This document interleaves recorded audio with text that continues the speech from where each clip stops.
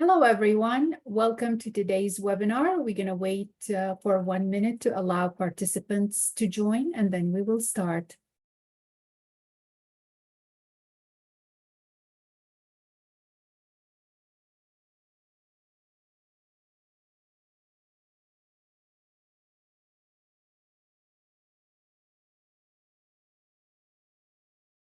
Hello, and welcome to the Department of Energy's SBIR STTR Funding Opportunities webinar. My name is Zina Al-Yusuf. I am with the DOE SBIR Programs Office, and I will moderate today's webinar.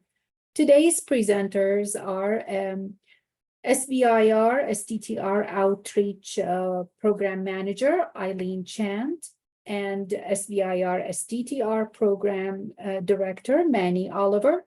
Eileen will provide you with an overview of the federal SBIR STTR programs, DOE SBIR STTR technology areas, and DOE application and award process as it relates to the FY24 Phase 1 Release 2 Funding Opportunities Announcement, or FOA as we refer to it.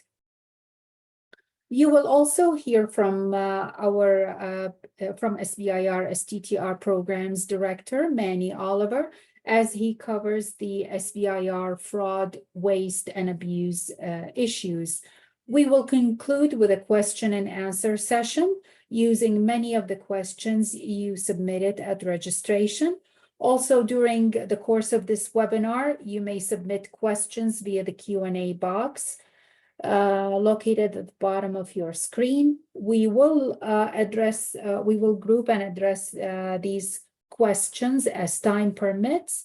If you have a question relating to either the topics or the technical content of your proposal, please reach out directly to the topic manager listed in the FY24 Phase 1 Release 2 Topics document, and include the abbreviation SBIR in the title of your email. You can find the topic document on the SBIR STTR website under Funding Opportunities webpage. We will post the recording of the webinar and a copy of the presentation on our website under the Funding Opportunities webpage. Again, welcome, and now let's begin. Eileen. Thank you very much, Zina, and welcome everyone. We have a very big crowd today, so happy to see so many people interested in the Department of Energy's SBIR, STTR funding opportunity. This webinar, if you are here, you should be interested in hearing about our fiscal year 2024 Phase 1 Release 2 funding opportunity. The FOA, as many people know, was delayed. It came out last week. Here is the webinar to talk to you about the rules of the program and how to apply. I have my email address here and I have my phone number here on the slide. The slides will be posted on our funding opportunities page. Reach out with additional questions if you have questions later, and you also have in the event we don't get to all the questions because we have such a large crowd today, also can reach out to me.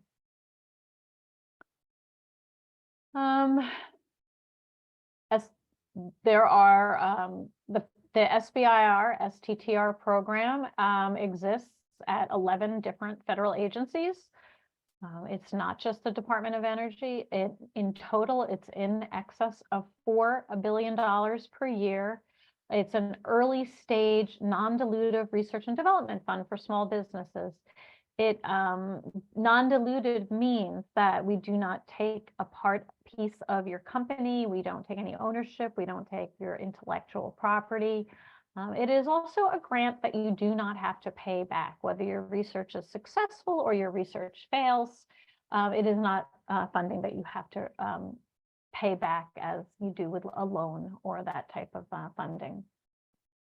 The federal government runs these programs as a mechanism to fund really early stage, high risk innovation ideas that you would not be able to get funding from in the private sector. The private sector wants to see your idea at least further along than just what's in your head.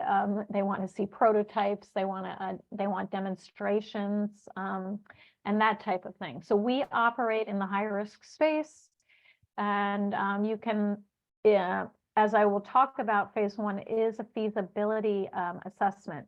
And so it can be just an idea that you have, you know, anyway, that is a very early stage type of idea. And so the purpose includes stimulating technological innovation in the United States. Of course, one of the purposes of the program is commercialization. You should not be interested in this funding for just research and development and discovery purposes. You do need to be considering how you're going to take your technology and develop it for commercialization. It is about 3.5% of all the extramural R&D that the federal government spends that is expended with the federal SBIR and STTR program. So this is fiscal year 2022 budgets for the 11 agencies, as I mentioned before. You can see that the Department of Energy is the third largest SBIR STTR program. The first 6 agencies listed in this table also have STTR programs because of their size. By virtue of their size, they are required to have STTR as well. I'm showing this so you know that there are other agencies that you can shop around and see if they are also interested in your technology. You don't have to just focus on Department of Energy. The Department of Agriculture is very interested in agricultural decarbonization, for example. National Science Foundation is topic agnostic and funds all kinds of SBIR STT awards. So there is a lot of overlap in these agencies in terms of what we fund. So take note of that, and there'll be some suggestions later on in how to figure out what the other agencies are interested in.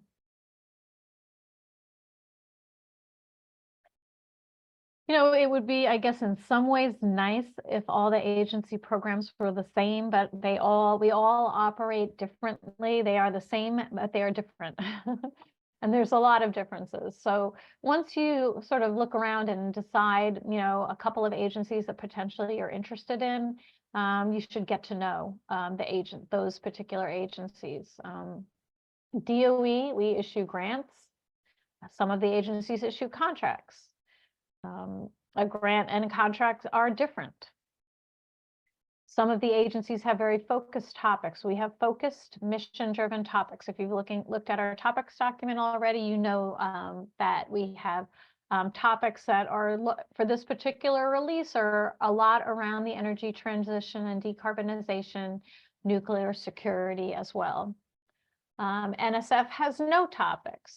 They are essentially accepting pitch papers year-round.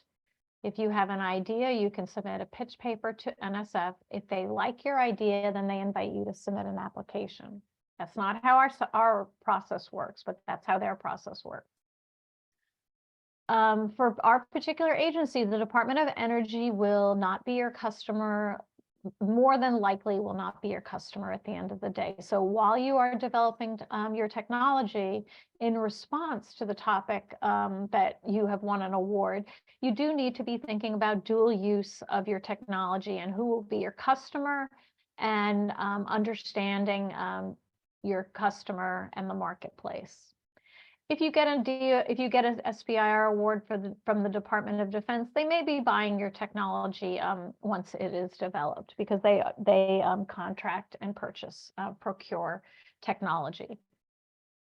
So everything's a little bit different. I recommend going to SBIR.gov awards page, do some keyword searches to understand what agencies are most likely to fund your technology.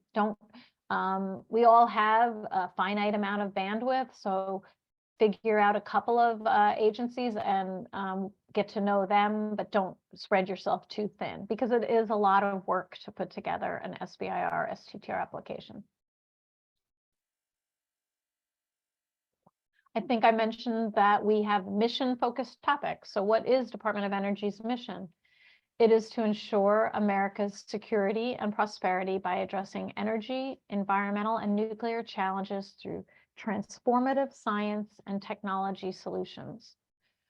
Broken down, there are really three facets to our mission. The first one is very well known, that we provide leadership and development of clean energy technologies.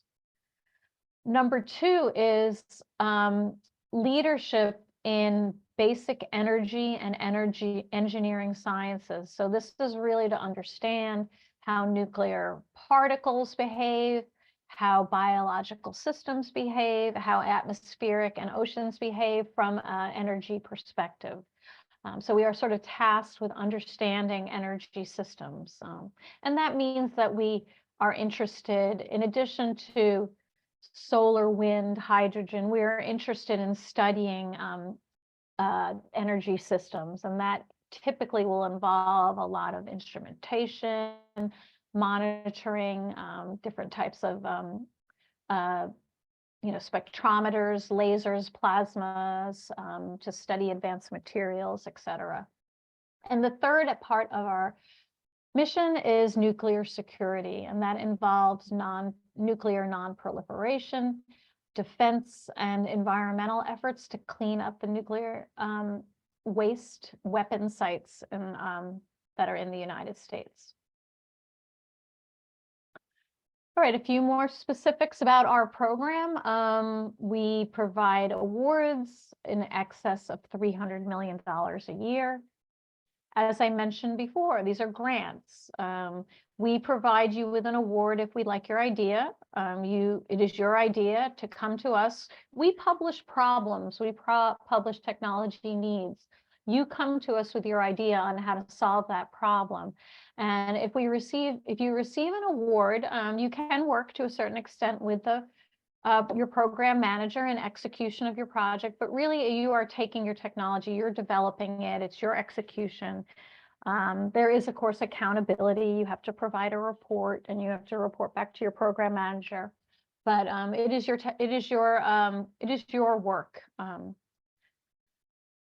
Again, we have very focused topics, and I'll show some examples of those later. But with that said, topics are more wide-ranging than most expect. I would encourage people to take a deep dive into the topics document, think outside the box a little bit, and see if the technology that you're an expert in can be applied to maybe some of these areas that you never thought that could happen before.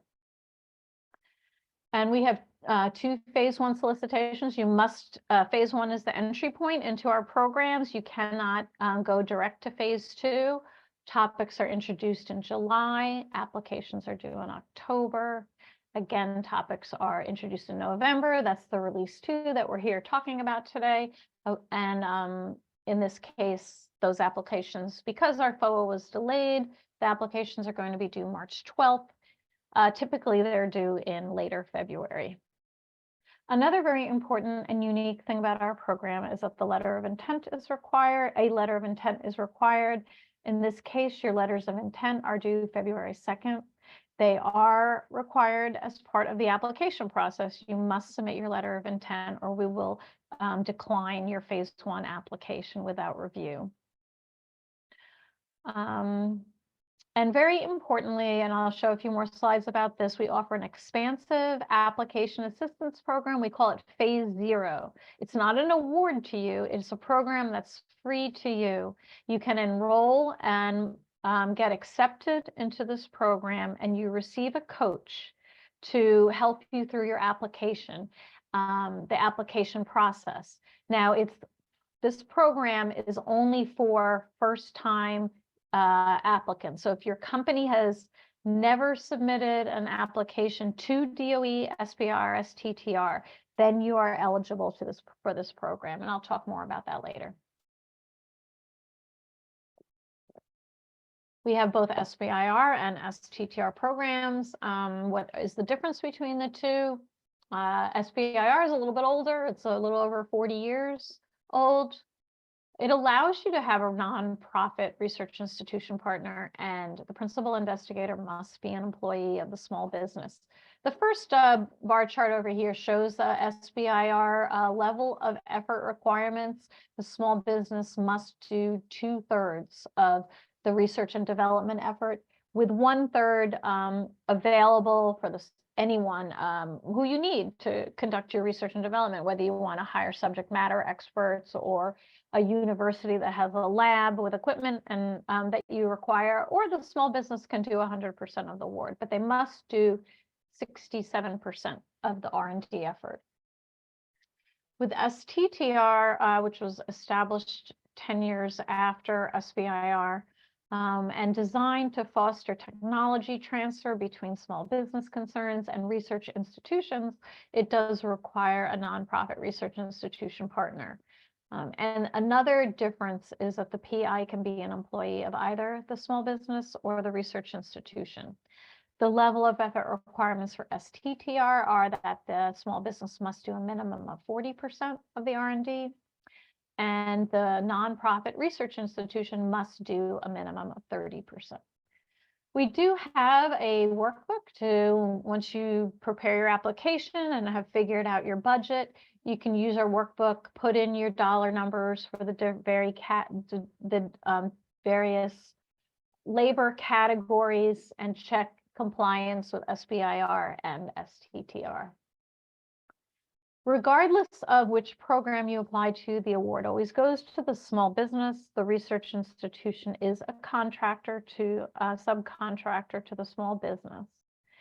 And SBIR is 3.2%, 3.2% of DOE's extramural R&D. STTR is 0.45% of extramural R&D. They're two different pots of funding. So if there is a sweet spot where you fulfill requirements of both programs, and you can submit the same application to both programs if it turns out that that makes the most sense for your project. And there are two pots of funding. So in some sense, if you do produce a meritorious application, it may improve your chances of an award. But again, it's not really recommended that you jump through a lot of hoops to meet both requirements if it doesn't make sense for your technology development work. There are eligibility requirements for the program. It is a small business program, which means it must be a for-profit, US-based business. Small business is liberally defined as 500 employees or fewer. And there are some requirements about ownership. There's an extra bullet item in here. So a majority of your firm's equity must be directly owned and controlled by individuals, one or more individuals who are citizens or permanent resident aliens of the US. I won't read the whole description here, but take a look, go into the FOA and make sure that you are eligible for the award. You don't want to receive an award and then when you go through the contracting process for setting up the award, you find out that you're not eligible. All R&D must be performed in the United States. If you have contractors, they don't necessarily have to be US owned, but they do have to perform their work in the United States.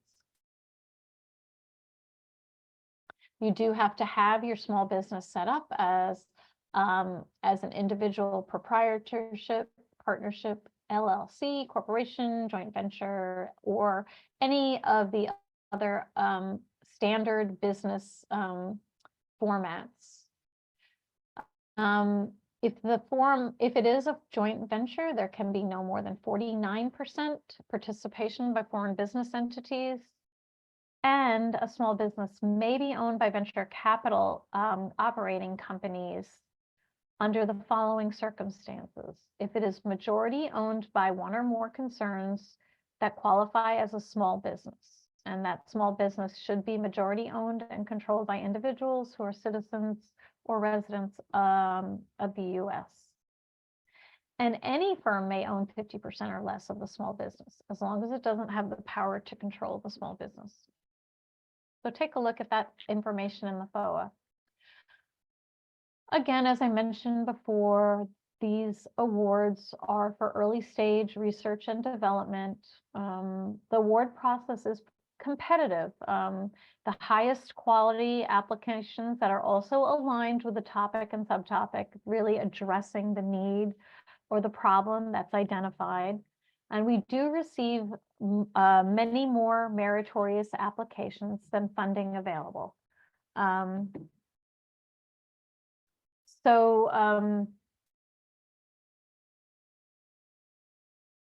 it's also important to note that SBIR and STT awards provide credibility when seeking investors or partners. They're executed as grants. Again, as I mentioned before, no repayment, no dilution of company equity, no cost sharing is required for phase 1 and phase 2. Okay, a few things about intellectual property. As I mentioned before, you will retain the principal worldwide patent rights to any invention developed with government support. The government does not take a piece of your intellectual property. However, it is worth mentioning that the federal government receives a royalty-free license for federal government use, and that is something that has essentially never been executed, but it is worth mentioning that if there was some type of national emergency, the COVID pandemic comes to mind, that is something that the federal government can execute. In general, the federal government is not interested in manufacturing, and they would want you as the inventor to scale up your work or work with partners to scale up your work to provide whatever that product or service is that's needed. But it is a stipulation in the federal law.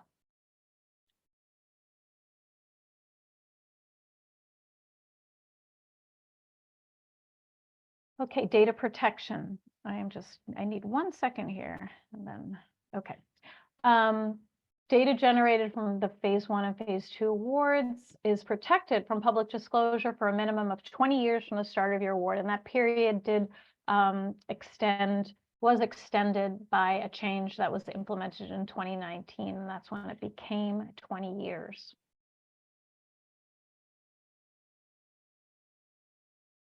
Okay, we have 2 releases a year. We're talking about the release 2, which the topics came out on November 6th. These are the 7 offices which can participate in release 2. For this particular release, environmental management, which issues topics related to nuclear weapons waste disposal and management.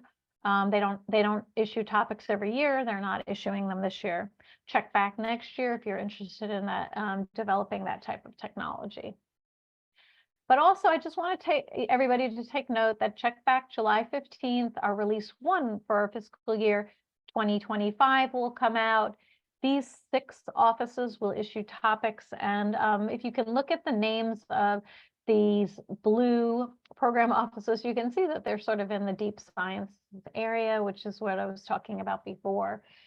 They are looking for a wide variety of instrumentation, monitoring devices, imaging systems, lasers, spectrometers, components for accelerators. But we are here to talk about release 2. These 6 offices have topics out and these are offices that are more applied and interested in advancing technology and systems in these areas. Here's how our funding works. The phase 1 is the entry point into the program. You must receive a phase 1 award in order to proceed to phase 2. And there are some extremely limited exceptions to that, but you respond in your phase 1 application to our focus and mission aligned topics. The phase 1 study is a proof of feasibility proof of concept study. So you do need to think about couching your application in those terms of what it is that you're trying to prove as part of this award. As I mentioned, letters of intent are required. And if your letter of intent, I'll talk about the letter of intents later, but if your letter of intent is not considered responsive, then you will receive feedback to that effect. It does not preclude you from proceeding to submit a phase 1 application. The awards are $200,000 to $250,000. The period of performance is 6 to 12 months. We give about 350 to 400 awards per year. The success rate is roughly, it varies a little bit, but it's roughly 20%. If you receive a phase 1 award, your feasibility study goes really well, you're going to want to 9 or 9.5 months into your award, prepare and submit a phase 2 application that's focused on developing your prototype, demonstrating your technology, and really having a solid executable commercialization plan. That's more money. It's 1.1 to 1.6 million, depending on the topic. You have a 2-year, typically a 2-year period of performance for the phase 2 award, and we issue 160 of those awards per year. We do have a second phase 2 award, phase 2A, phase 2B. They're a little bit different. And a third phase 2 award we call 2C, which is the only application that requires matching funds. The rest of these shown here do not require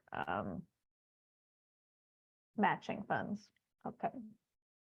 So you can see here that if you're in a technology area and you can show things are advancing, and you can show that you need more money to take your technology and get it ready for commercialization, you can receive up to 7-ish years of funding. All right, I'm going to talk a little bit about the topics. They came out on November 6th. The first office that issued topics is Office of Cybersecurity, Energy Security, and Emergency Response. The website is shown there.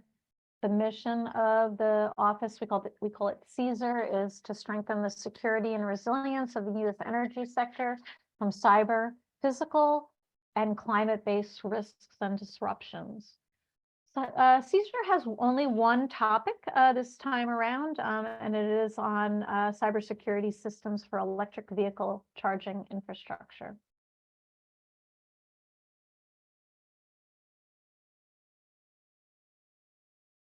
Okay, the second office is the Office of Defense, Nuclear and Non-Proliferation Research and Development. I have all their topics shown here. They have a multifaceted mission, maintaining the stockpile of our nuclear weapons, non-proliferation of nuclear weapons, and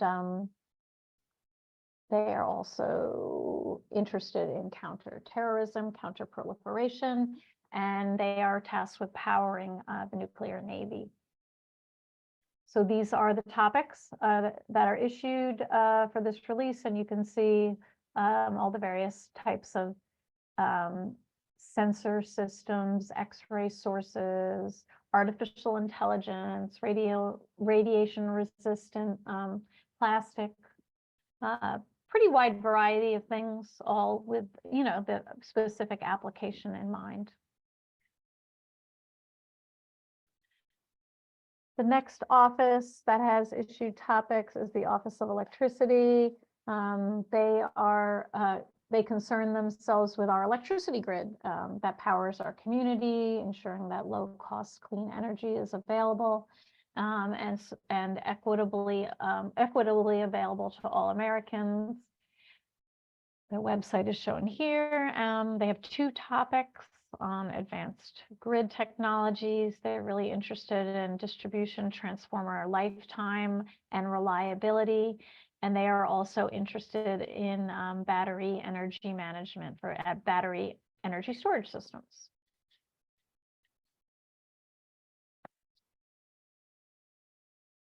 The Office of Energy Efficiency and Renewable Energy, it's a pretty big office. If you've looked at the topics document, you can see they have a lot of topics, too many to fit on a slide.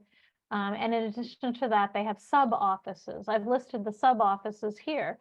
So there's a lot of different technologies that EERE concerns themselves with.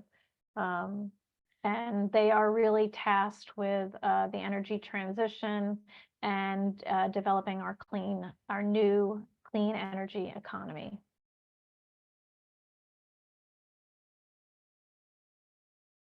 Okay, the next office is the Office of Fossil Energy and Carbon Management.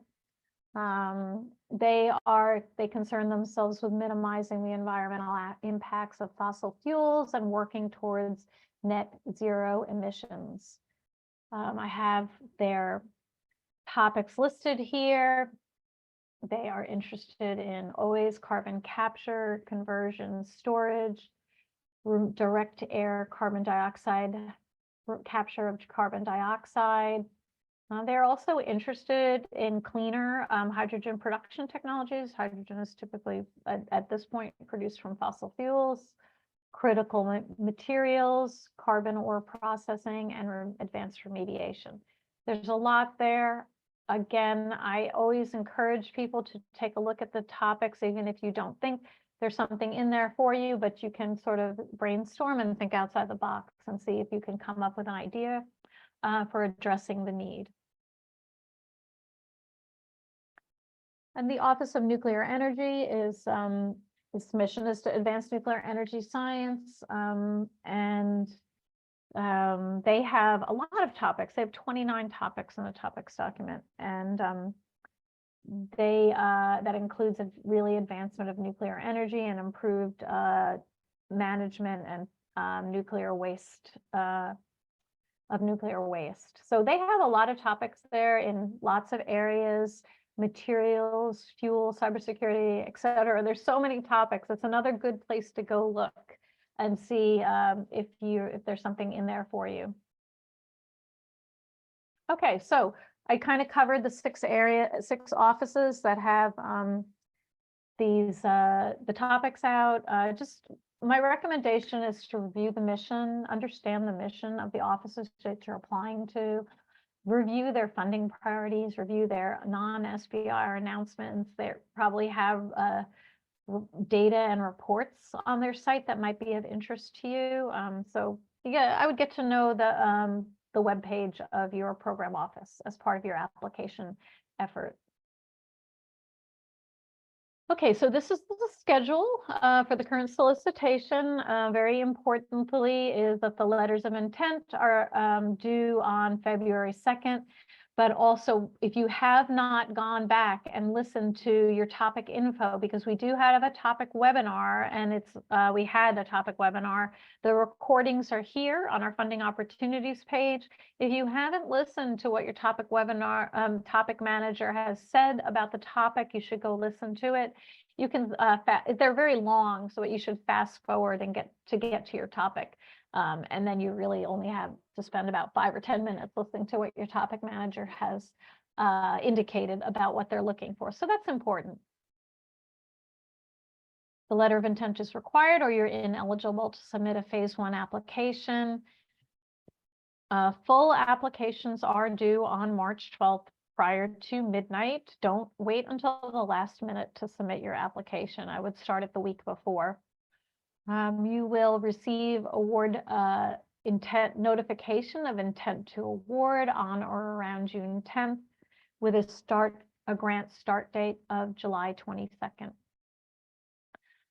And if you do receive a phase 1 award, a number of awardee programs will kick in for you that are very helpful with respect to commercialization of your technology. We have a phase shift program. It was formerly our Energy I-Core program, which is an intensive customer discovery process. That is something that you can apply to participate in.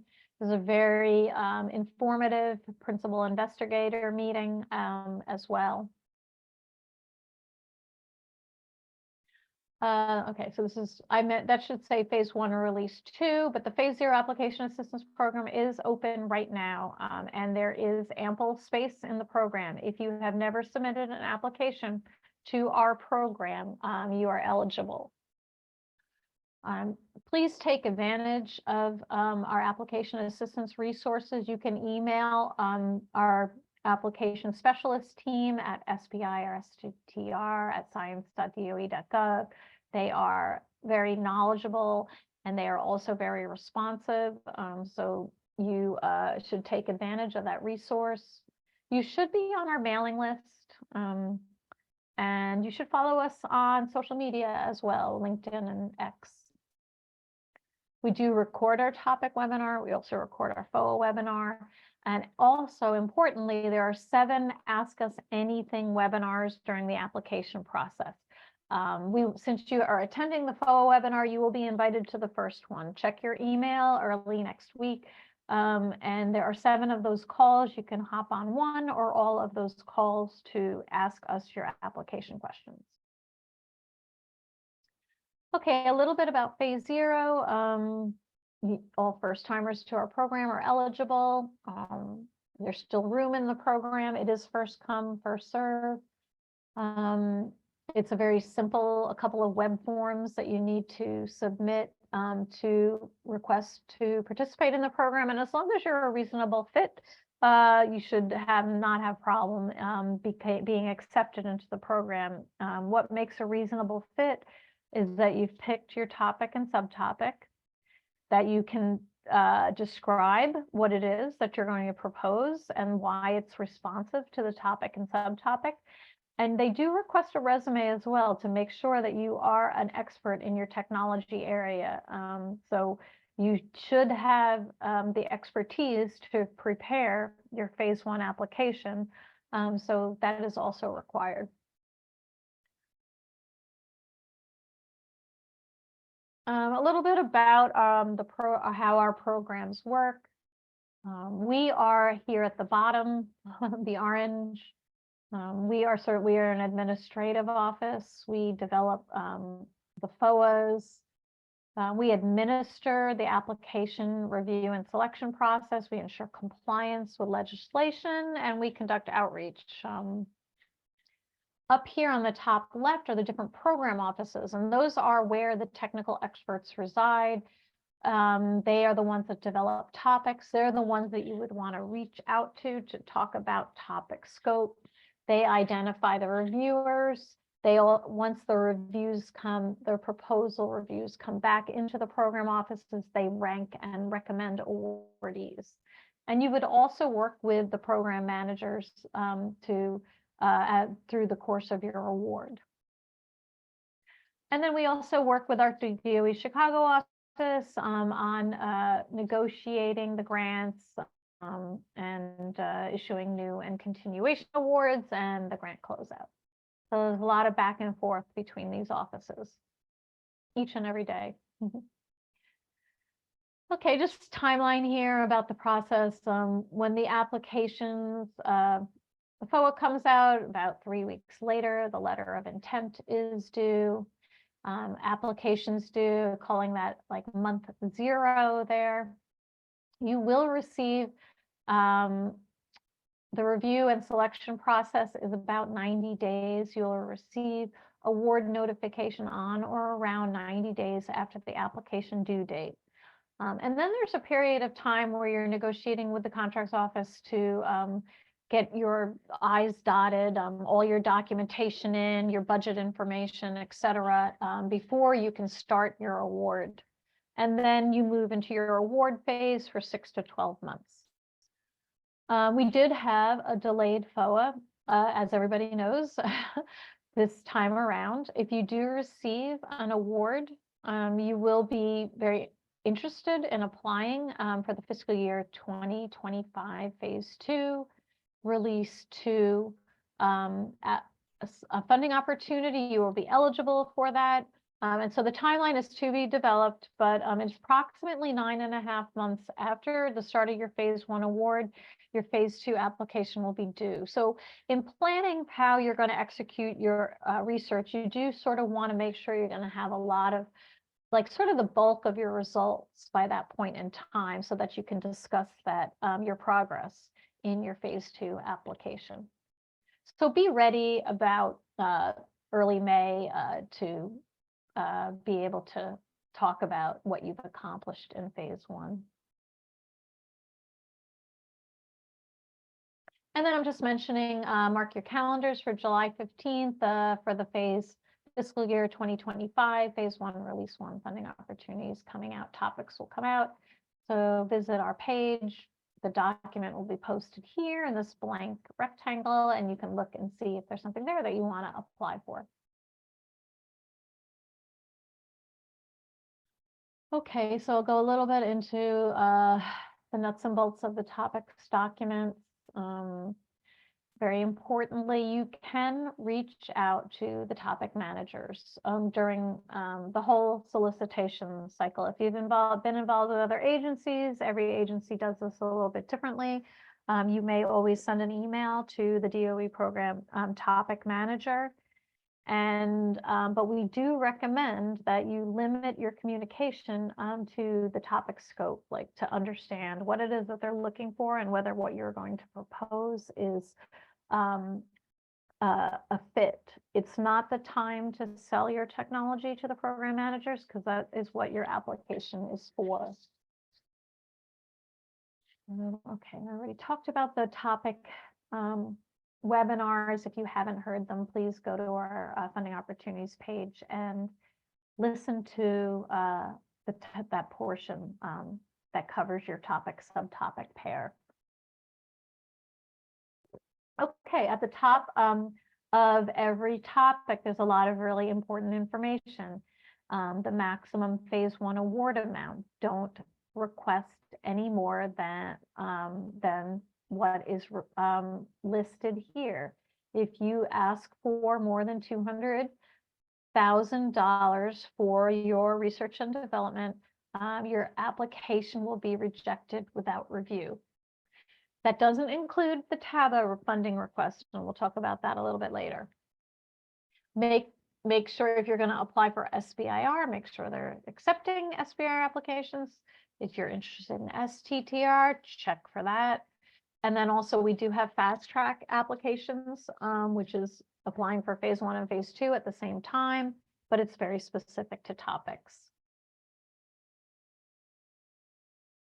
See if there's anything else I want to, yeah, and in your letter of intent, you must specify the topic and subtopic, and you cannot change it at that point. You are sort of wedded to that topic for your application. So you pick a topic, subtopic pair like this. The subtopic will have a letter designation as shown here. As I indicated, there are contacts. This is the contact for this particular subtopic that you can reach out to about and ask very specific questions about the topic scope. And there are references as well. You should read the references. You should be familiar with the references, and you are expected to be highly knowledgeable in your technology area. So make sure that you know your field well. Take the time to do the reading, to understand the state of the art. What are the technical barriers? What's your competition look like, and that type of thing. We do sometimes have technology transfer opportunities in our topics documents, which is a specific technology that is been created in a national lab or a university, and you can apply to commercialize that technology. But for this particular release, there are no TTOs. This is just for your information. If this is the kind of thing you're interested in, check back in future funding opportunities. Our FOA came out last week. It's available on our website and grants.gov. It's very important to read the FOA. It's, you know, not necessarily the most fun document to read, but you should read it and understand all of the requirements of your application and the program so that you don't make errors that would result in your application not being reviewed.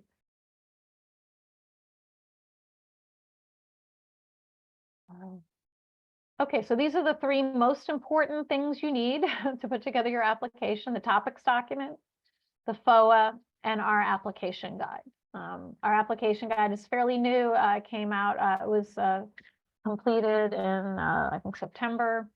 And it has a lot, it's packed with a lot of really good information, detailed instructions, examples, and examples of completed forms, tutorials, and more.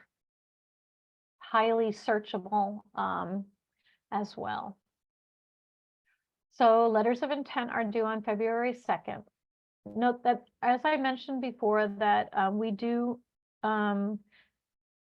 work towards providing notification of an award within 90 days after the applications are due. So one of the primary purposes of the LOI is for us to figure out what's going to be kind of coming in for application-wise, and then we set up reviewer assignments so that when the applications come in, we can go ahead and hit the ground running and send out the applications for review. I mentioned before that if your LOI does appear to be kind of non-responsive to the topic or subtopic, you will get an email notification with comments, specific comments as to why your idea is not responsive. If your LOI appears responsive, you will not receive an email, so no news is considered good news. And please, very importantly, there's a lot of confusion on this one point, is that if you do receive a non-responsive email, you still may submit a phase 1 application. It does not preclude you from doing that. You do want to kind of sit down and figure out if the feedback made sense, if there's something that you can change to make your application better, or maybe it is truly not a good fit and you may not want to proceed with your application. You may submit up to 10 letters of intent and thus 10 applications for solicitation. We don't recommend that really small businesses prepare 10 applications. There's just not enough time in the day for that. But one thing that, you know, is that you can, if you're leaning towards maybe 2 different topics, subtopics, you can submit your letters of intent. You are not required to submit an application if you submit a letter of intent. And then here on the right side of the slide, it kind of shows the information that's required in the LOI. You must keep your topic and subtopic from the LOI to the application, but you can change other things such as your subcontractors, and you cannot change your small business from LOI to application. You submit it on PAMS.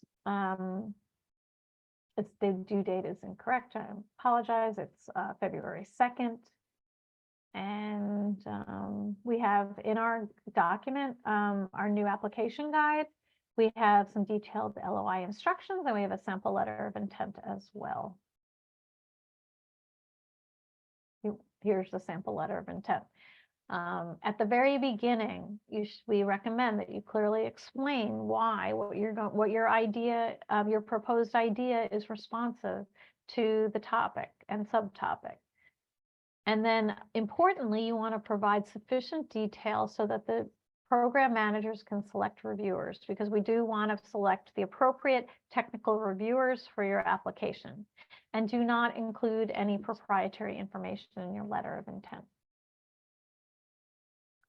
There are 3 registrations that are required. The PAMS registration, the LOI goes to the PAMS registration.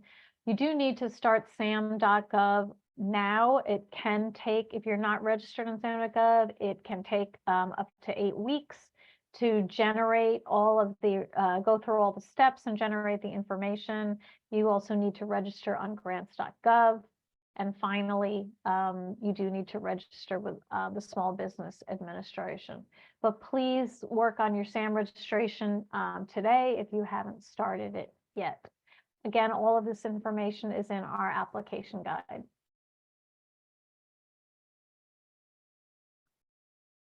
Once your SAM.gov registration is complete, then you are able to complete your application and submission, but you can get onto grants.gov and download the application forms. There's a workspace where you can complete your application online, or you can download the application forms, complete them, and re-upload them to grants.gov. In the FOA, there's this phase 1 application checklist. So please take note of this checklist, keep it under your pillow, and make sure that you have all the essential all the elements that are listed here at the time that you submit your application. And we do have fast track applications in this FOA. If you're interested in that, make sure that your topic is accepting fast track applications. The Water Power Technologies topic 18 is only accepting fast track, whereas other topics are accepting both phase 1 and fast track applications. You propose phase 1 and phase 2 awards in one application. And the FOA will provide you specific guidance on the fast track applications. See page 39 for the instructions on the fast track, whereas the instructions for phase 1 application content starts on page 21. And here's the list for elements of your fast track application. Commercialization plan is going to be more in depth for your fast track than for your phase 1.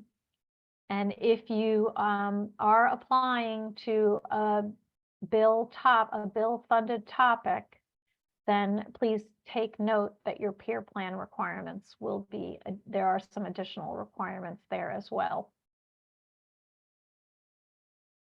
Those are the major differences. You do have to consider your data management plans. There are 2 options. Option 1 is that you decide to protect all your data and will not publicly share it during the protection period. This is for you to decide whether or not you want to publish your data or you want to keep it, you want to protect it. If you don't include a data management plan with your application, option 1 will be assumed. But if you plan to publicly disclose your digital data, you must include the option 2 data management plan. All right, I'm going to go over a few things. So what's new? I already spoke about our new application guide. One of the really useful things is an 8-week planner. It will get you organized. It tells you what you need to complete each week. It gives you a recommended progression of completing all the application requirements, what you should get done each week, and lots and lots of detailed instructions on LOI, peer plan, budget justification, project narrative, the commercialization plan. It has tutorials, and it has a lot of example completed forms. Okay, and this, the bipartisan infrastructure law is an investment in upgrading American infrastructure to enhance U.S. competitiveness, drive the creation of good-paying union jobs, tackle the climate crisis, and ensure strong access to economic, environmental, and other benefits for disadvantaged communities.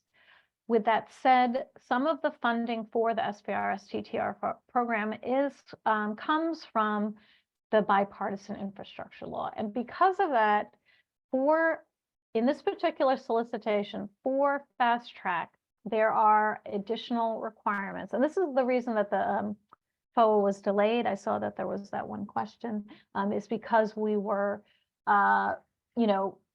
modifying the FOA and reviewing it for this particular, for the bill-funded topics.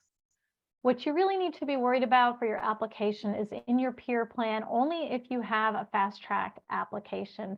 You do need to include a write-up articulating the future workforce implications of your innovation, or a plan for understanding those implications if you don't understand them. Later on, there may, as an awardee, if you have a bill-funded topic, there may be additional reporting requirements. But again, for your application, really what you need to be concerned about if you are submitting a fast track application is this bottom bullet here. And that is described in more detail in the FOA. You are required to submit a disclosure of foreign relationships. Even if you have no foreign relationships, you can go through the form and say no, no, no, completing it and signing it. But you must answer the questions and disclose whether you have foreign relationships.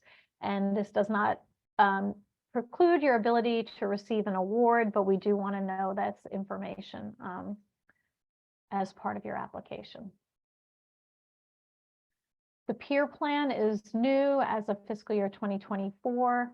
All this information is listed in the FOA, and it may include plans of your small business concern and collaborating institutions to recruit individuals from diverse backgrounds and historically underrepresented persons in the research community. Plans to contribute to a research and development environment that fosters a safe, positive, and inclusive workplace, a sense of belonging among all personnel, and or supporting training, mentoring, and partnering with underrepresented communities. Plans may leverage existing DEI inclusion efforts, but should not be a statement of broad principles. The peer plan is really going to be about moving the needle and doing something new and different in this space for your small business. We're not going to compare you with what a large university does or even a large company will do. You may keep it to a very specific activity. Keep it to one. It's up to 3 pages in length, but for a phase 1 application, it might be a very short, targeted DEI activity. But the plan does have to be tailored and to and integral to the project. It should include a milestone. And most importantly, the complexity and the detail of the peer plans are expected to increase with the size of the small business and the team, the size of the team. You may also request funds for execution of your plan. And I just want to say that since it's really a limited duration, the phase 1 award, 6 to 12 months, we understand that there's not, we don't want you to propose something really broad scoping DEI plan. We expect that a simple, focused, relative to the scope and duration of the award is the correct way to proceed.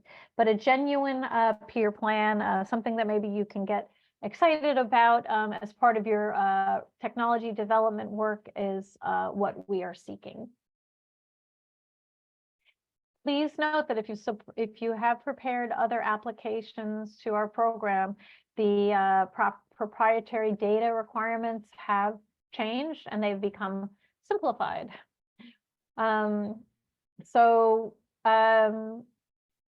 You have a legend that should appear on the title page of the document. It's shown here. And then the following legend must appear on each page of the proposal that contains the information the applicant wishes to protect. There are no longer marking requirements, highlighting, asterisks, brackets of specific text containing protected information. And up here at the top, please note that the legend on the title page of the document, you must insert page numbers or other identification of pages that contain no restricted information. But check out the example and instructions that are in our application guide. I do have a list here of top application errors. I'm not going to go through them all. I'm running a little long on time. I just want to say, please read the FOA, and you won't make really any of these mistakes if you really fully sit down and read the funding opportunity announcement. What makes a competitive application? Historically, we've had these top 3 merit review criteria. The first one is the technical merit of the application, which really includes responsiveness to your topic and subtopic, that it is technology, research and development. Your idea should be novel. And you need a solid work plan to prove your feasibility objectives. The next criteria is the ability to carry out the project. Make sure your team is composed of the right expertise to conduct the R&D. The third historical criteria is the impact, the potential impact. If the R&D is successful, is your technology going to be a bit of some kind of a game changer for what is currently in the commercial marketplace? And finally, the peer plan is also part of the technical review criteria. It is not as great weight than the top 3.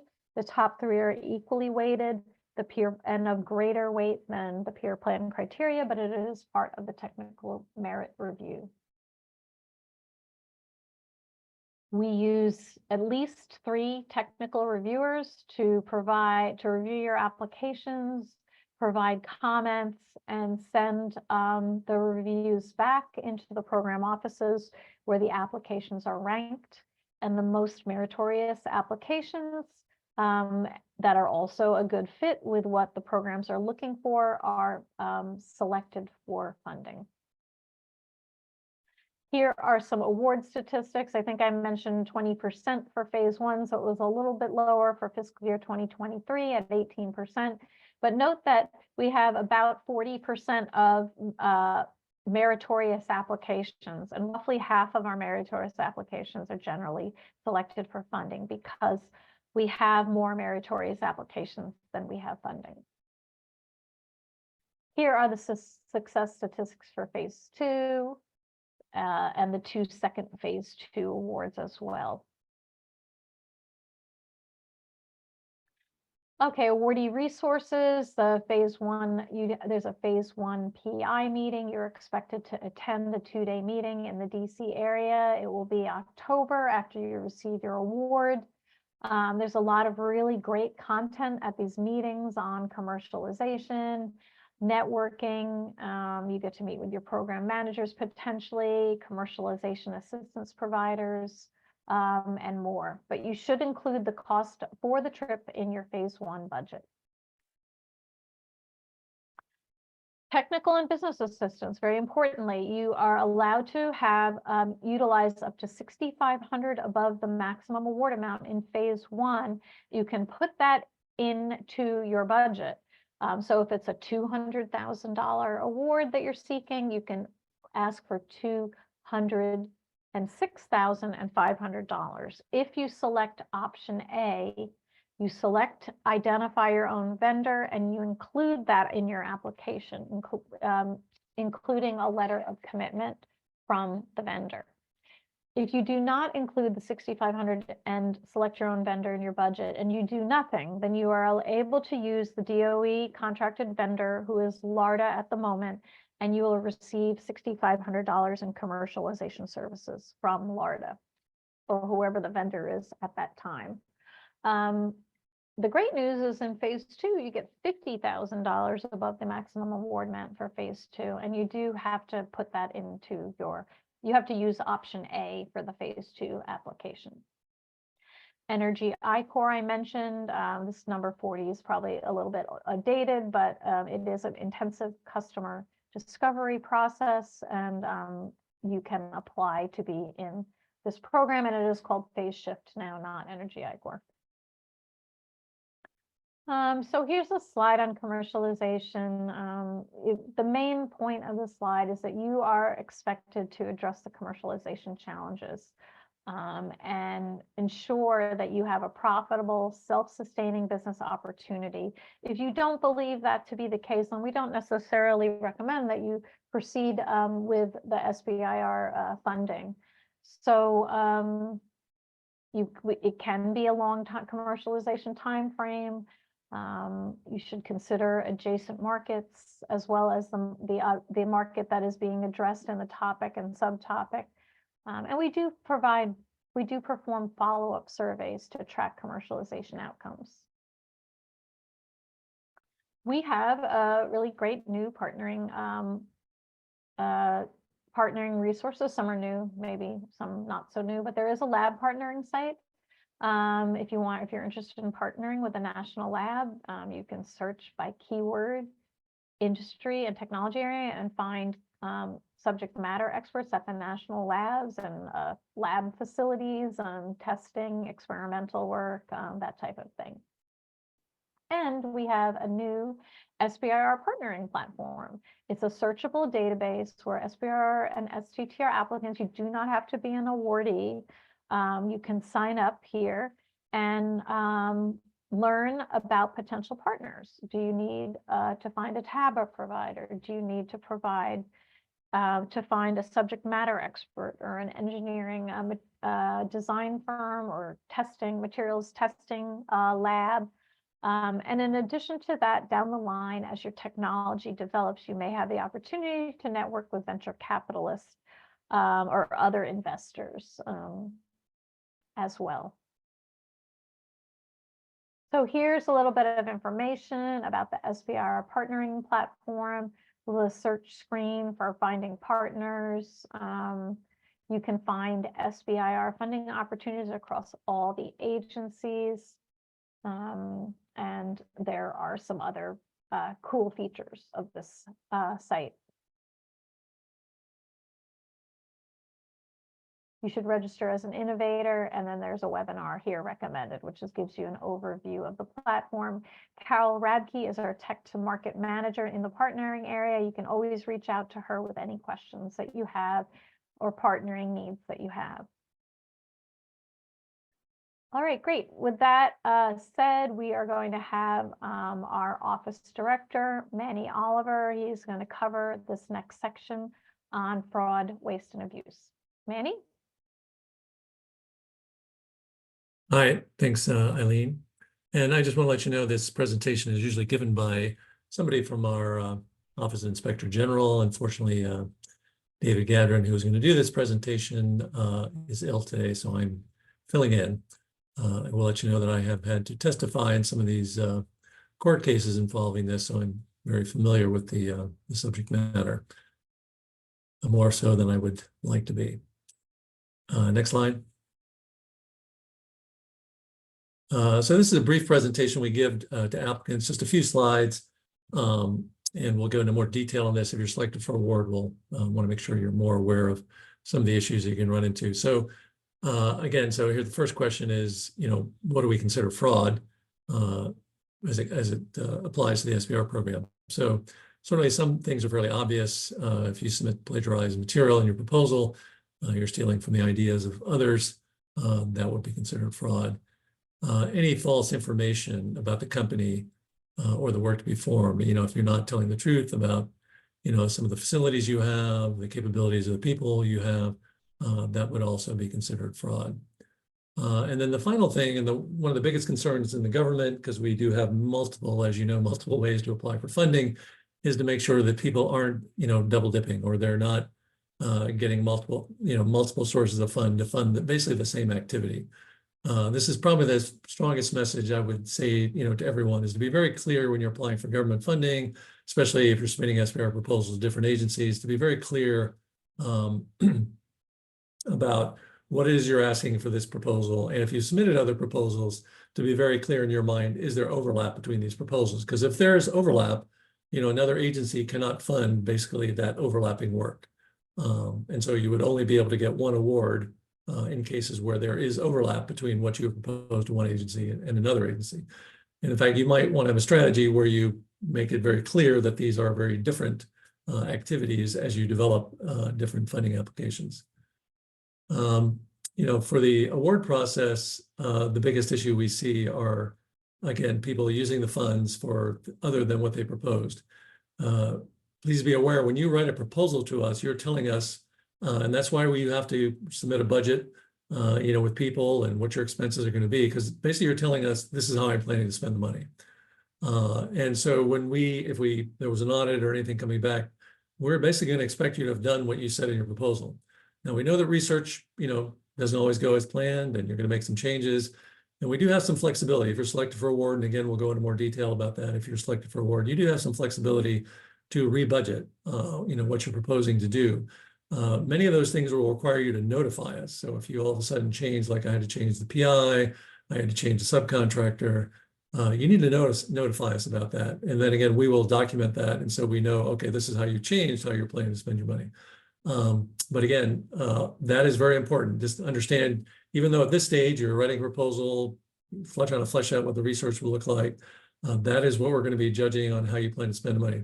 Where people really run into a problem is not if they've spent the money differently, it's more than when they start using those funds for non-research activities. So personal expenses and things like that. That's what we've seen recently as being the bigger problem.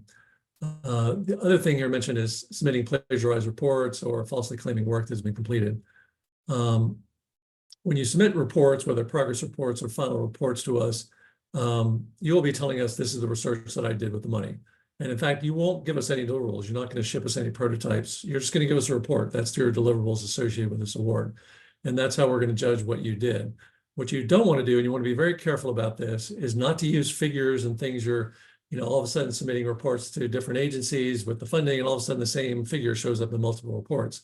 Again, to the Office Inspector General, looks like, hey, you're doing duplicative, you're getting duplicative funding for doing the same work.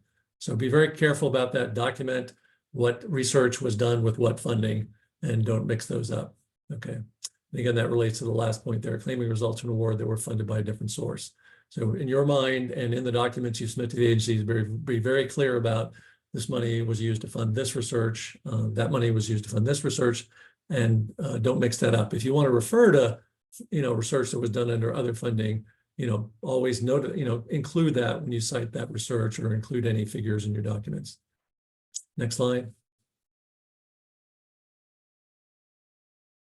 These are some of the rules that you need to be familiar with, again, because this would be like if you're actually not compliant with some of the rules. Eileen has covered most of these. So again, we've touched on the overlapping proposals. You do need it's okay if you want to submit basically a very similar proposal to another agency. You just cannot accept, both awards. And you do have to disclose in your application, part of your application, say, do you have any current or pending government funding? And that pending means, hey, I submitted an application to another agency, and you should include that in your application. Again, you have to be a small business, a small U.S. business. Small means less than 500 employees. U.S. means you must be majority owned by American individuals or other small businesses. We talked about the different, there's an employment requirement. Please let us know if you have any, we know that people are being employed in very different ways, but generally for SBIR, the PI must be primarily employed with the company. We saw some questions coming in, can I be a consultant and other things, but the answer would generally be no. You do have to point to primary employment is with the company. And that's what, again, Congress funding the small business program is looking for the small business to do the research, not their consultants. Again, there are these level of effort requirements. This includes SBIR. Eileen also covered the STTR. So you do need to adhere to that. If you fail to adhere to that, you are not complying with the rules of the program. And then other things here, R&D must be performed in the United States. Saw some questions pop up. We do allow limited exceptions when, for example, some capability is not available in the United States, but it would have to be generally something extremely unique. It can't be just because I have, a good relationship with a company over here in the United Kingdom, they do good work, I'm just not even going to find a US company. That's not acceptable. Okay, next slide.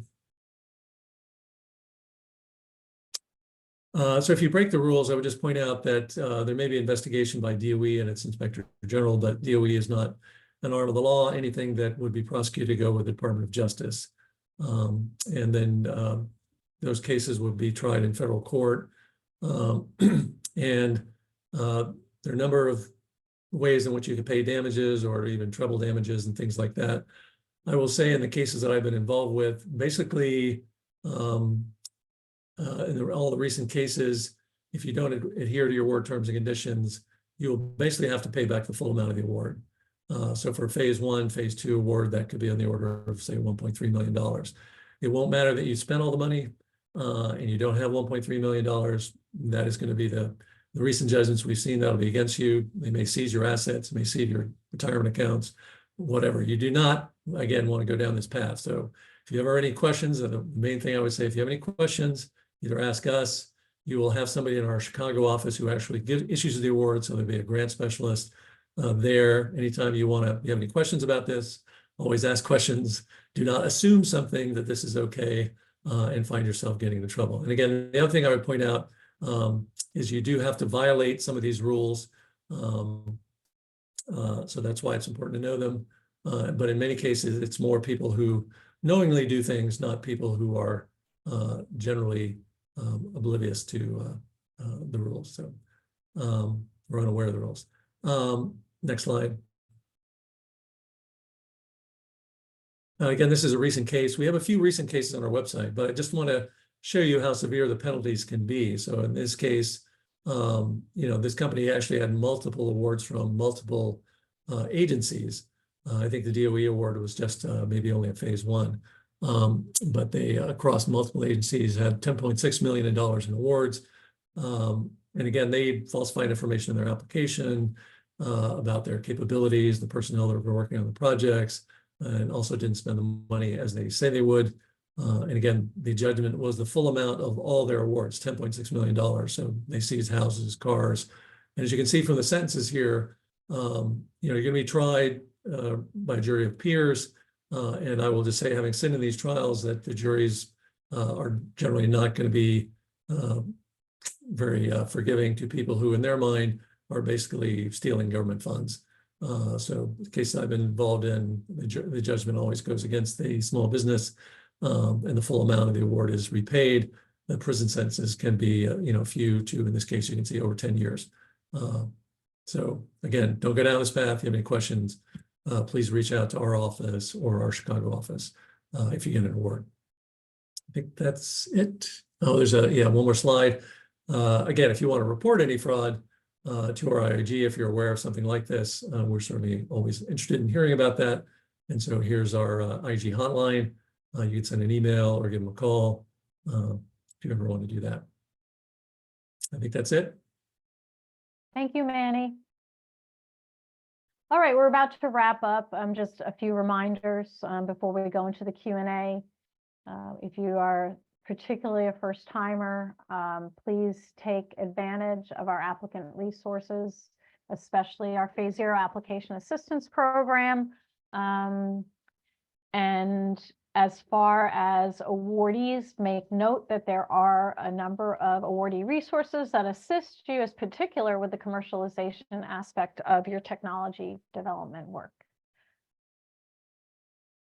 I have a list here for your information. You can go check out these other programs, other funding opportunities. You're probably most interested in really receiving funding for your technology. You may not really care that you get it from SBIR. You should pick a couple of different funding opportunities that are a good fit with what you're doing. And here are some other opportunities as well. If you need computing resource time when you and are conducting research that is part of DOE's mission, and particularly if you're an awardee, you can request supercomputing time from our National Energy Research Scientific Computing Center. Okay, so thank you very much. My parting advice is to get organized. This link is to that 8-week planner that we developed as part of our new application guide, what you should be getting done every week. And of course, I recommend taking advantage of Phase 0. Reach out to us with your questions. And thank you very much. Thank you, Eileen. Thank you, Manny. The first question is Zena, I'm sorry to interrupt, but should we go through the pre-asked questions first? Oh, okay, sure. Let me just pull that table. Wanted to read them out, and Okay. I'm gonna have Manny answer the first one. Okay, what is considered Okay. classified work? And the person is referring to the FOA section 3E.7. Okay, yeah, I'll answer that. So unfortunately, the answer is not very satisfactory. The technical definition is for classified research is research that requires a government security clearance. So that doesn't really answer your question, but generally, for example, for the Department of Energy, the classified research that we generally engage in, if you're not aware, is that the Department of Energy makes nuclear weapons for the Department of Defense, also operates the nuclear reactor fleet for the U.S. Navy. So those are classified programs within the Department of Energy. And in fact, Congress exempted those programs from participating in the DOE SBIR program. So we don't have any, and that's why in our applications, we say we don't do any classified research. Everything we are doing is generally not tied to any classified research that the DOE generally does. Now, DOD, for example, other agencies do quite a bit of, as you can imagine, a lot of weapons research would be classified. And so DOD does that, and they would actually fund classified research through their SBIR and STR programs, but your small business would have to be set up and to be able to do classified research. You know, it could only involve U.S. citizens and so on. So we are generally not familiar with all the requirements for classified research since we don't actually fund that. So that's about all we can answer. If you have something specific about you know, classified work as it relates to any of our topics, then I would reach out to the topic managers if you're some concern that you're proposing something that will be classified. I'll stop there. Thank you. How does the applicant appoint the TABA provider of choice?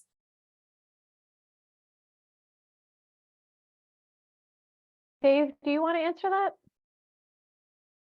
If not, I can. Go ahead.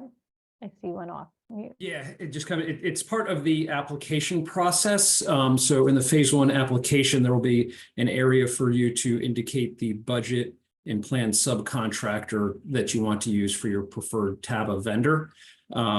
If you, just for phase 1, if there's no TABA vendor or budget identified, you can use the what I'll call backstop DOE provided vendor, which is LARDA.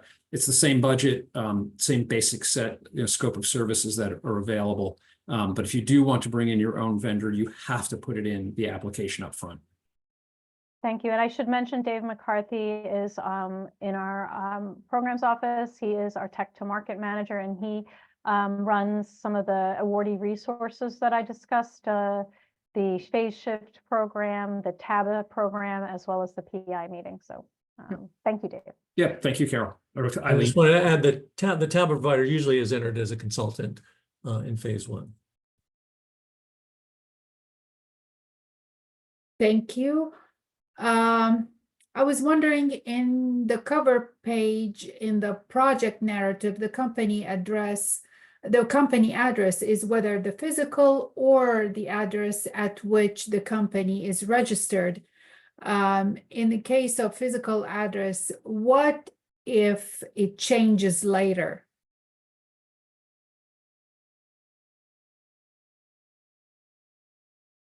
I'm not, Carl, are you able to answer that question? I'm not in the weeds enough with the applications to understand. I mean, it seems like it should be the address at which the company is registered. That would be safer. But because of the, having it be consistent with SAM.gov. And if the physical address changes later, I think you can change that in SAM.gov as well. I don't know if you have anything to add, Carl. Yeah, they can go into SAM.gov, but they can also go into PAMS and update their address information in PAMS. Thank you. On page 124 of the FOA, it reads operating time is available without charge to those scientists whose intent is to publish results in the open literature. Can such work be a no-cost component on an SBIR proposal / application? I'm trying to think about what that is referring to, operating time. Well, maybe let's get back to that one, unless anybody knows the answer to that question. Yeah, I don't know if they're basically saying, you're going to write up the paper on your own time as opposed to charging it to the grant. It's the only thing I can think of. We probably need to get more clarification on what they're Yeah, maybe asking. whoever asked the question, if you could pop in a little bit more of that sentence, because it looks like you didn't include the whole sentence from the FOA, and then we would be able to answer it. Thank you. Are the fast track application those that would be funded by the bill? No, some topics are bill funded, if you look in the topics document. And some topics accept fast track applications. So those are two different things. It's just that if you are preparing a fast track application for a bill funded topic, that you do need, there is really, as far as the application is concerned, there's an additional requirement with respect to the peer plan, and that is addressing future workforce implications of your technology. Exactly what information must be included in the LOI? So, I did cover that in the webinar, and since this was asked before the webinar, I'm assuming that you received that information. There is a slide on that. You do have to start with a sentence or two about why your topic and subtopic, why your idea is responsive to the topic and subtopic. And then you need to be very clear in the rest of the 500-word write-up about what it is that you're going to propose. So make sure that the program manager understands what it is you're proposing to do, and they understand what type of technical specialists should be reviewing your proposal. In addition to that, there's other information that's listed in the FOA, as well as the application guide on the other, company name, title, topic, subtopic, etc. So check the application guide for that. Is cost share recommended? There's no requirement for cost sharing with the phase 1 or the first and second phase 2 applications and awards. So there is really no requirement for that. If you have the opportunity for additional funding, there's something that, of course, your company should explore and can help you develop your technology, but it isn't a requirement or even a highly recommended part of our phase 1 application. We sort of, the purpose of our awards are for you to explore an early stage high risk idea.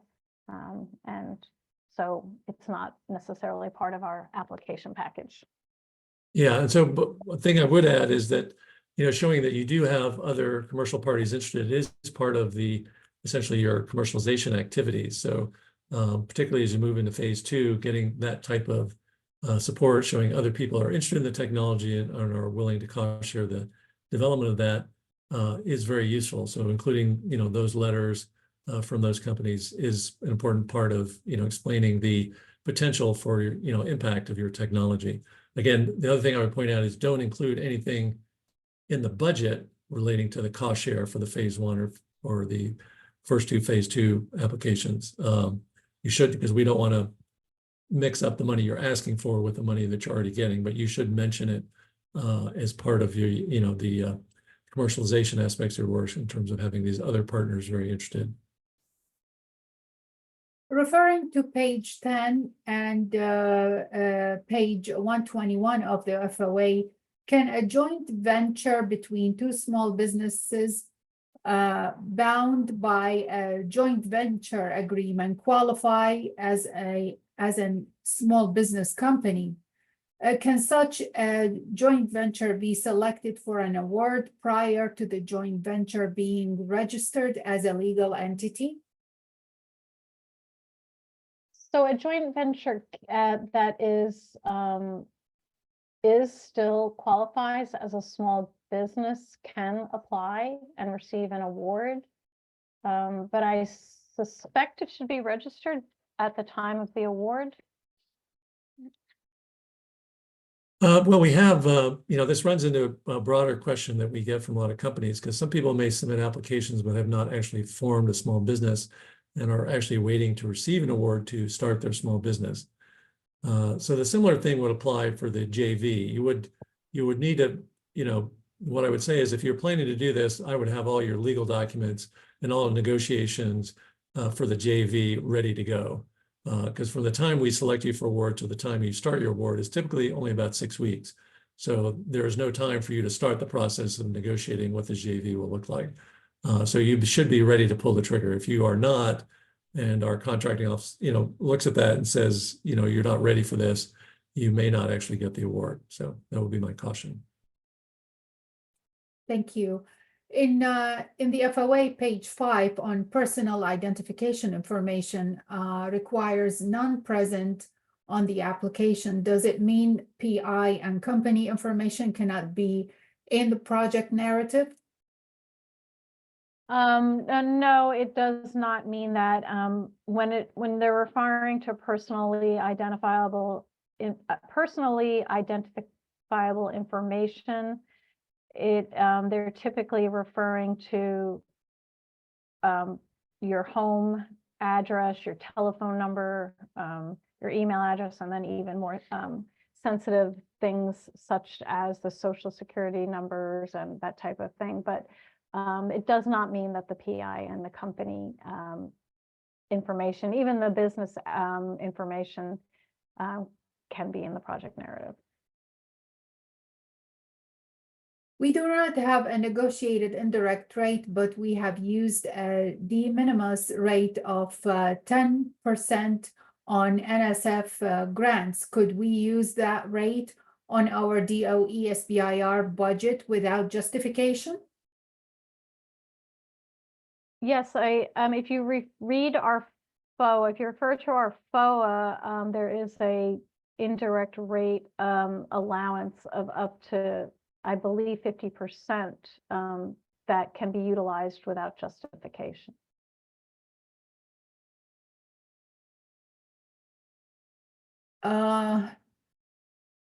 Is a person from one of national lab able to act as the PI for an STTR application?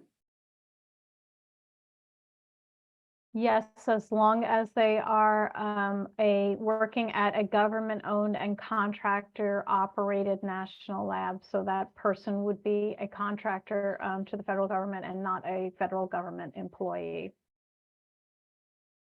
If your product fit a number of topics, can you submit the same LOI to each topic address?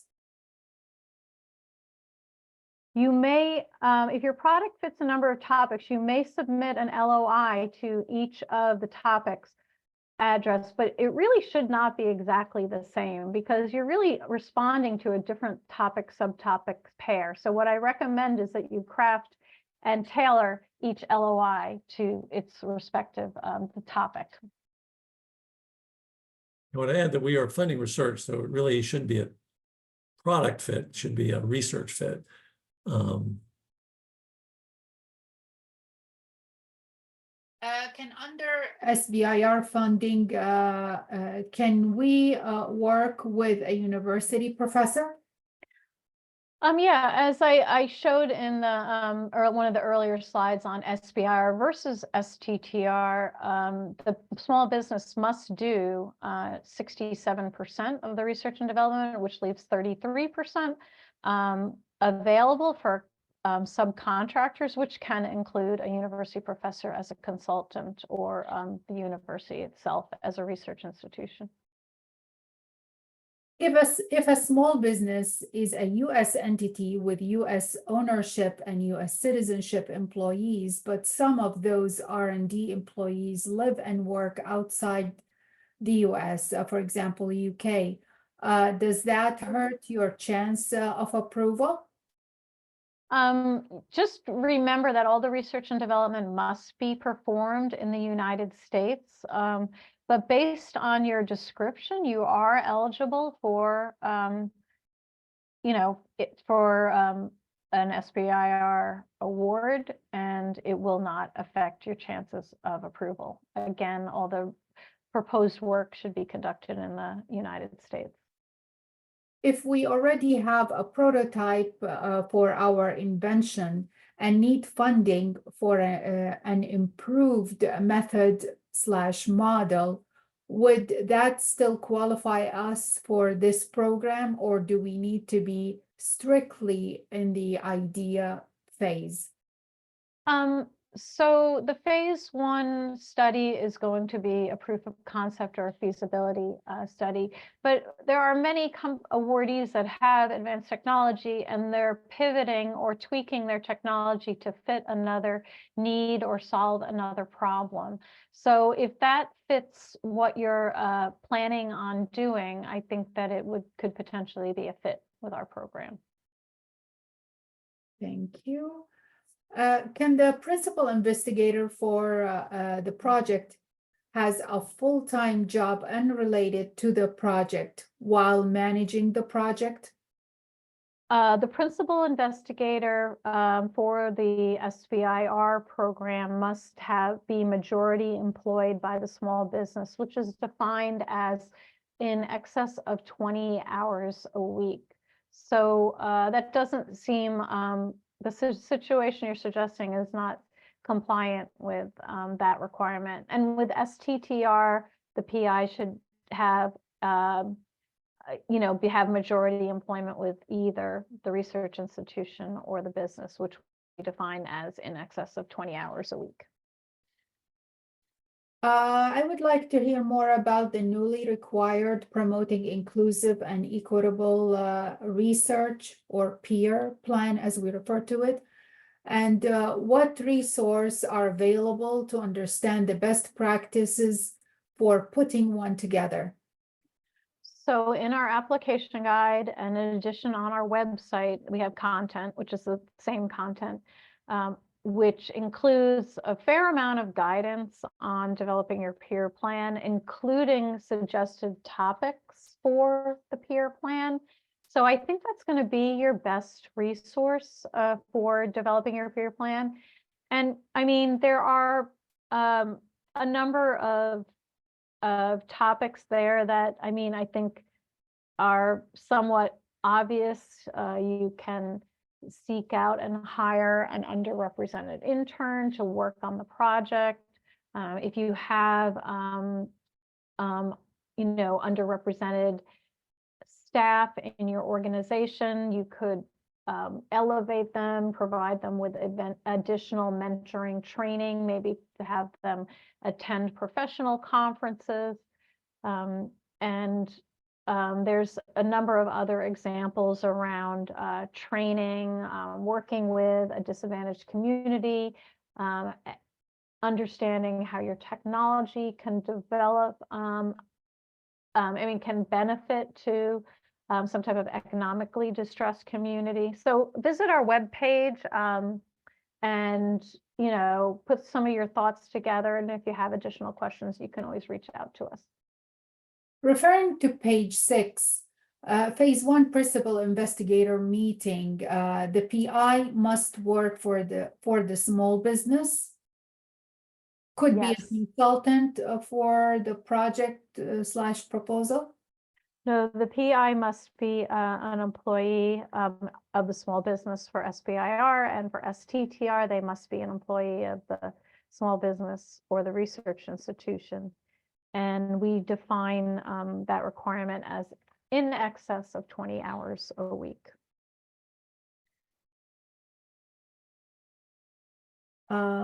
Is there a minimum work percentage required submitting? For example, the submitting organization must perform at least 2/3 of the work. And if so, how is that measured? Is it by the percentage of labor portion of the budget, excluding material, travel, and all other portions, so that employees and direct contractors of the submitting organization must account for at least that percentage of the labor budget. The rest, So, I'm sorry, Lucina, go ahead and finish. yeah, it says the rest being able to go to subcontractors. So we have made this, we get this question a lot, and it is about the direct labor dollars proposed in the budget. But we have made it very easy. There is a worksheet, a spreadsheet on our website and also part of our application guide. It's called our level of effort and maximum funding worksheet. And once you fill out your develop your application, work on your budget form, one of the final things you should do is fill out that worksheet, and it will tell you, and it refers you back to fields on the budget form. So it's very, it's very easy to, I think, fill out, and it will tell you if you're compliant with those requirements. But it is fundamentally related to the direct labor effort. Thank you.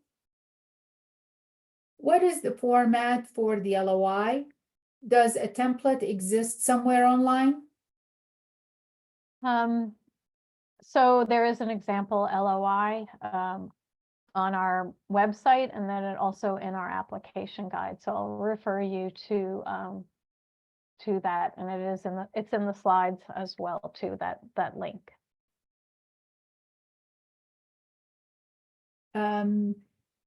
Is the subtopic focusing on the system level or component level? I'm not sure what. Yeah, that's really a question for the managers, and I'm not sure which topic you're referring to, but if you do have a question about what the subtopic is referring to, you can send an email to the technical topic manager to have them clarify the scope of what they're looking for. If we have about a third of the work being done by people at a research institute who are willing to be employed as direct contractors by the small business, is it permissible to submit an SBIR application that classes them as contractors and an STTR application that classes them as working through the research institute? So if you there's a sweet spot in which you fulfill the requirements of both the SBIR program and the STTR program. It's going to be, 67% basically for the small business and 30% for the research institution, with a little wiggle room in there. But yes, you can, when you're filling out your SBIR STTR application form, you can check the box if you're applying to SBIR, STTR, or both. And if you do fulfill the requirements of both programs, then it is fine to check both of those, check the both box.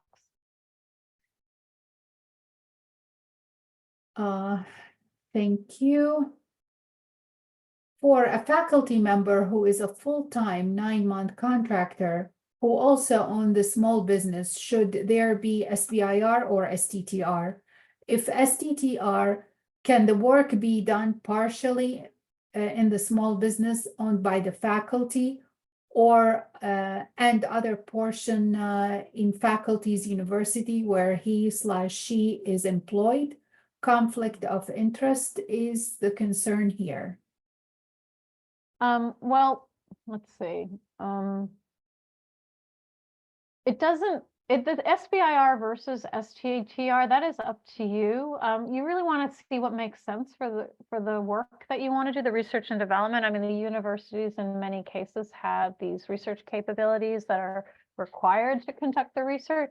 So really, you need to just figure out what makes sense and what's the most effective use of the dollars between the two programs.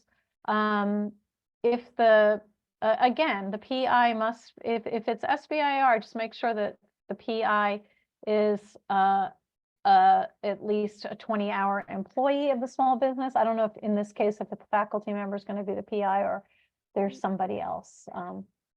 Yeah, I would just add to this, where where we get into issues is when, and this typically happens with faculty-owned companies, is again, the small business must do a certain percentage of the work, and the small business must have its own identified research facilities. You cannot count the professor's lab as part of the small business. So the small business might be able to lease some research space at the university, but it must be the small business's space. It cannot be part of the professor's lab. Because again, the congressional intent here, again, is for the funding to go to a small business, not sort of a backdoor process for faculty to get funding through the SBIR program. Just want to be clear about that. Thank you, Manny. Thank you, Manny. If applying to both SBIR and STTR simultaneously for the same topic, is it one application or is each separate? It'll be, you complete your application and there are check boxes to which programs that you will be applying to. And your option is there is an option to apply for both. So it is one application. Yeah, and Eileen, this is Dave. I just want to clarify too that I typed that in answer to that incorrectly earlier. So yeah, Okay. go with that answer. Yeah, and some of the if some of the questions could be answered, I see some people of my colleagues answering questions online. That's very helpful because we have a lot. So it's great.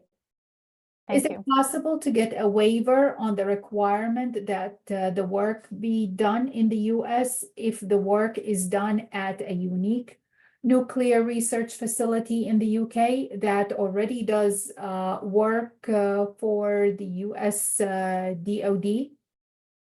Manny, do you want to take that one? You're probably better at answering. Oh, sorry, I was typing an answer to another question. Can you repeat that, Zena? So there are some extreme cases where you can have work done outside of the United States. Oh, yes. No, And it yeah, does so- have to be justified. Right. So the general rule is, it needs to be fairly unique. I think I referred that to another question that, yeah, certainly a unique facility that doesn't exist anywhere in the world other than this place outside the United States would qualify.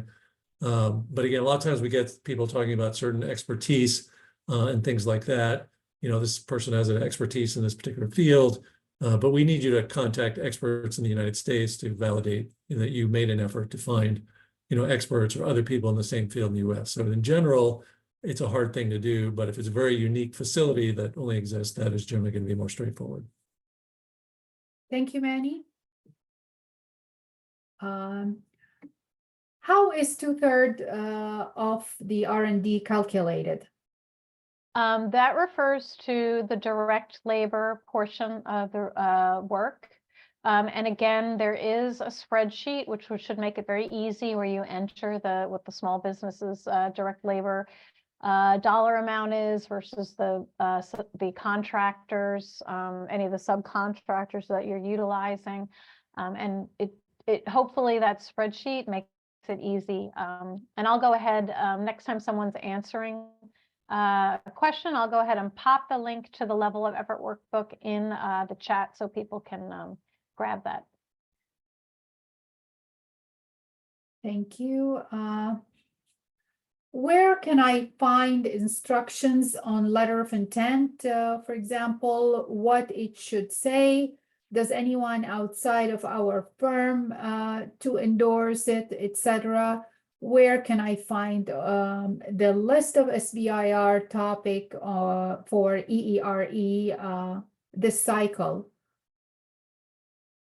So then for question number 2, you need to go to our funding opportunities page and click on the release 2 topics document, and that will show you the EERE topics. The instructions on the letter of intent, those are on our website, and they are also in our application guide. And finally, our spreadsheet, our slides will be available on our funding opportunities page next week. And those slides do include links to all of the resources that I've discussed, including instructions on the letter of intent. I will go ahead and pop that into the chat as well, too, as we're going through the questions. So look for that coming up. Thank you, Eileen. Can we propose early prototype testing or simple? Oh, Manny's typing an answer to that.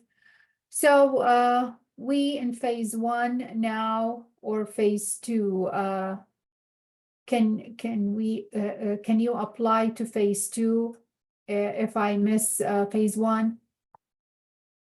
No, there's no direct to phase 2. There's an extremely rare cases of that, but you have to have a phase 1 with a different agency. You have to coordinate it in advance. But no, you cannot apply to phase 2 without a phase 1 award.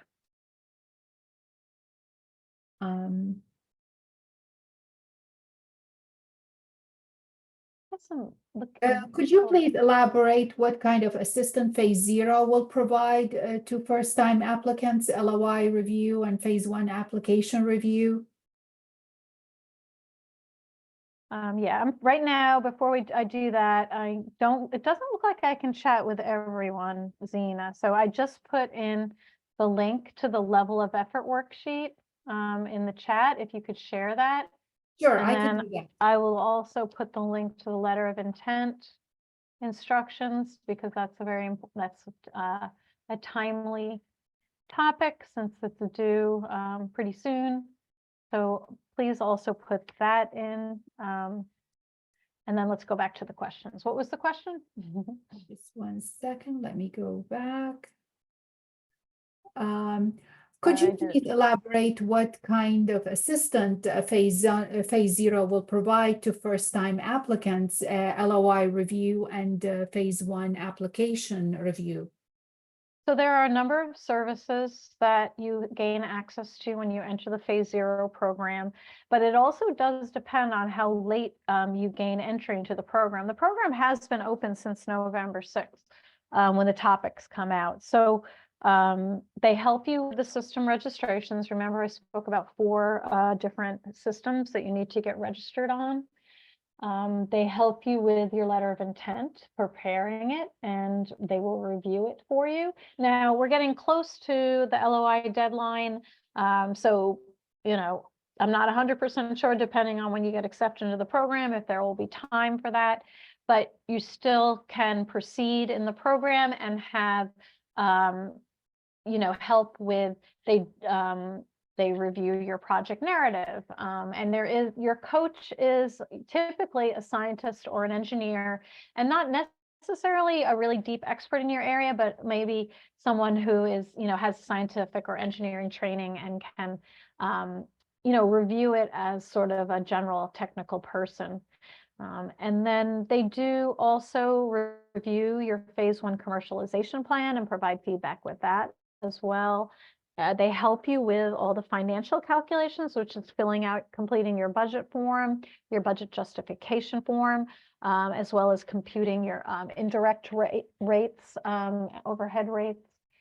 And finally, they do a very small, limited market research study. They're going to really answer like one question about a specific market size for you as well. So those are the major services that are offered as part of phase 0. Okay, there are 2 questions related to the fast tracking opportunity. Eileen, can you please give a background behind the offering and also explain a bit more about the fast track process? Go ahead, Manny. Yeah, I'll take this one because there was some question about why we're offering it and can you submit. So I would note, so some topics you can submit phase 1 or a fast track, and then some are fast track only. So be careful when you're applying to those.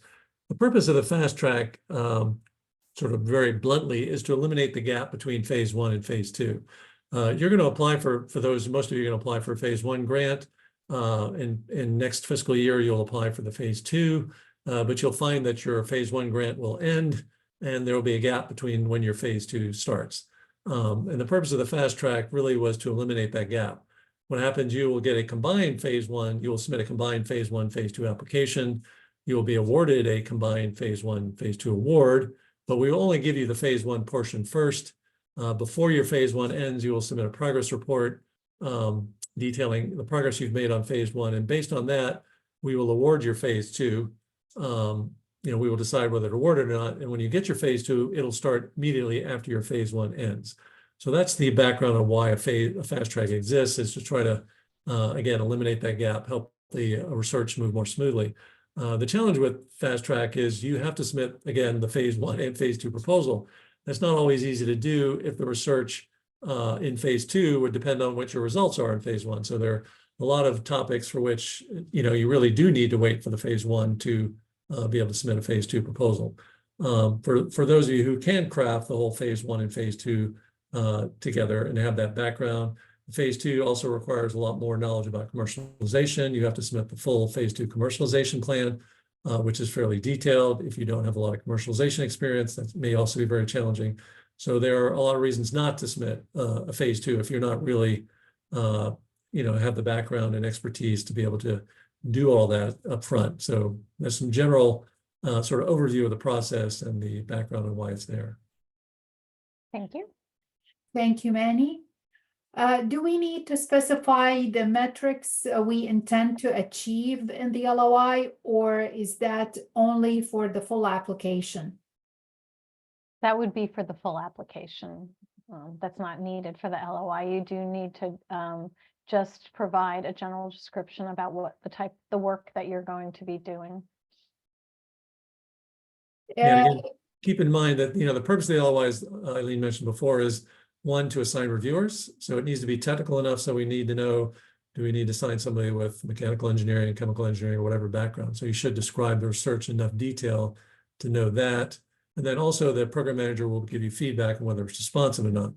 You don't have to get into the details of your invention, but you just need to understand what it is you're proposing and what it would do, so they can see whether it's responsive. So those are the two things that should guide the content that you put in. And again, it is not a concept paper. It's not a pre-application where you're trying to submit a shortened version of your application. Thank you, Manny.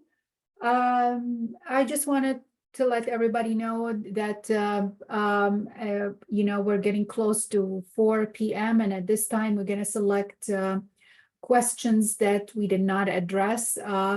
So we're going to go through the questions and answer those live. Can the title of the project that was submitted for the LOI be changed after the LOI submittal deadline with a new title or the final for the final application? We don't recommend you change the title. You can make very minor tweaks to it. That's my understanding. But the title is how the LOI and the application are linked up once the applications are submitted. So you want to be very careful about any title changes, and I would recommend that you make them very minor in edits. I agree.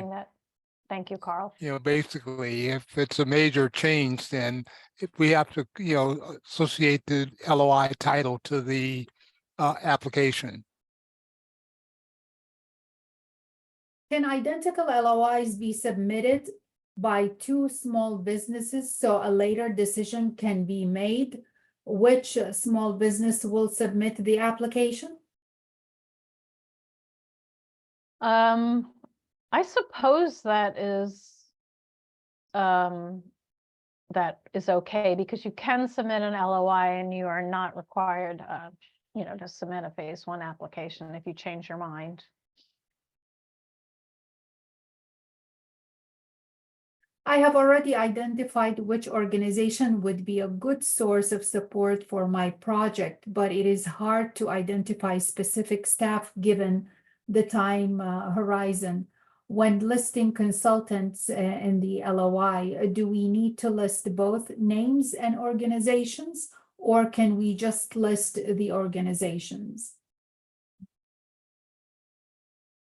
I believe that you can list the organizations in the LOI. I'm sorry, I'm not 100% sure on that. Manny, do you know? I see Carl dropped off. He would really know the answer to that. Sorry, I was just about to drop off. I have another call. What was the question again? Quickly? Do you need to identify names of the subcontractors? the personnel, or can you just do the name of the company that is going to be? Name of the organization is fine, yeah. In the LOI, yeah. And the Okay, LOI, thank just you. the name of the organization. And the reason we ask for your subcontractors, because some people, will, for example, use national labs or universities. And again, to avoid conflicts of interest when we identify reviewers, we generally don't want to go to those organizations to find reviewers. So that's why we need to know that information. Yeah, and it is okay to change subcontractors from LOI to your application, and you can even change your PI from your LOI to your application, but you cannot change the topic, the subtopic, cannot change the small business, and you also should not edit your title except in only a minor way of your project. Thank you. Does the agency have a specific policy with regard to AI generated content in grant proposals?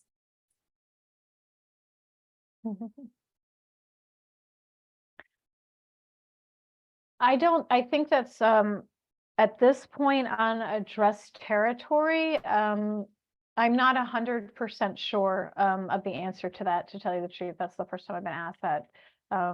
Maybe you want to go ahead and send a note to SBIR-STTR@science.doe.gov. I don't think that, I'm not aware of any prohibitions on AI generated content for your application. Thank you. The question, where can we see this webinar again?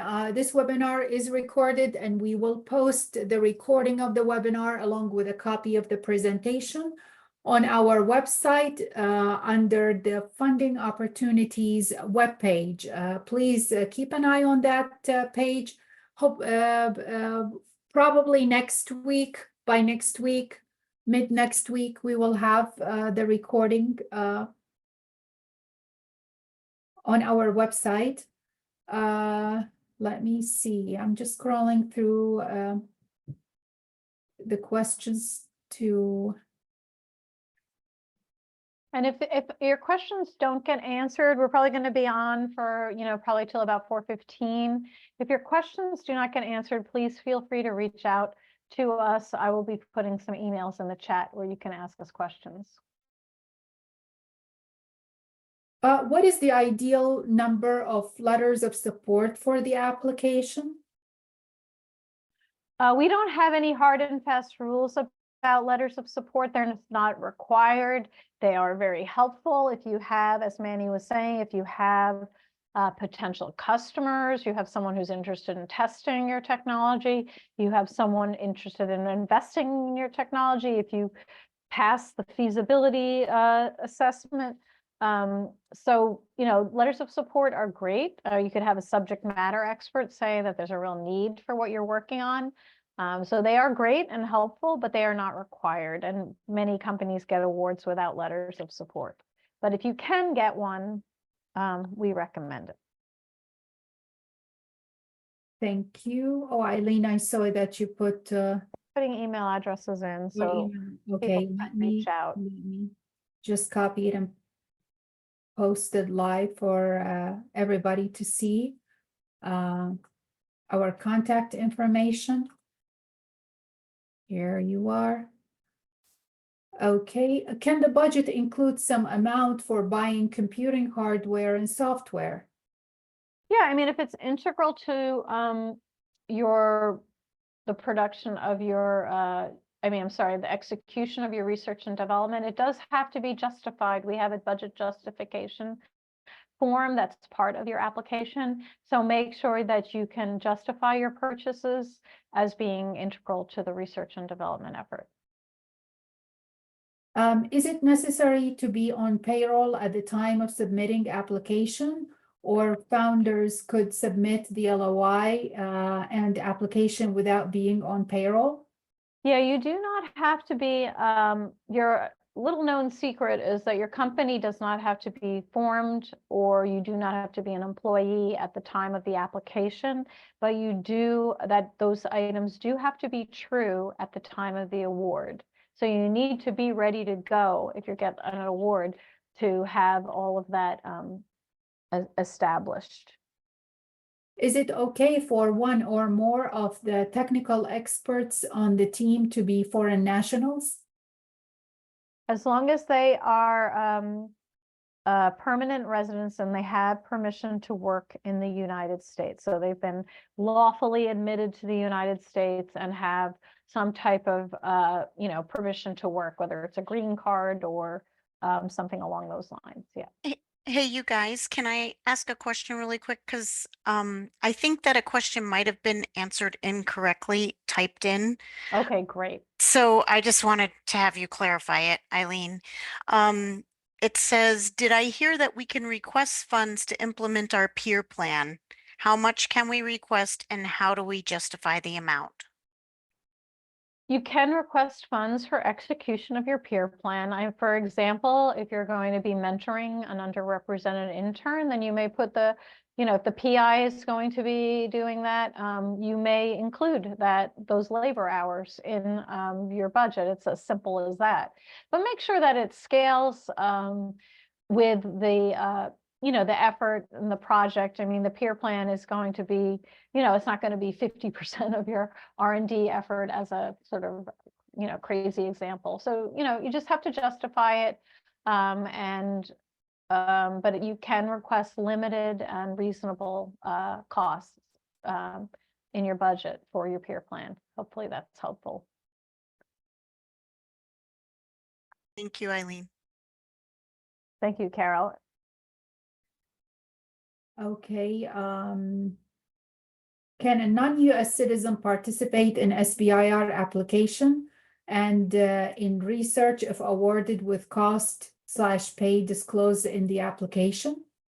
This was a question that I kind of just answered. You don't have to be a US citizen, but you do have to have permission to work in the United States. So you have to be lawfully admitted to the United States. You have to have a green card or some other form of permission to work in the United States. And then, yes, you can participate in the SBIR program as an awardee researcher.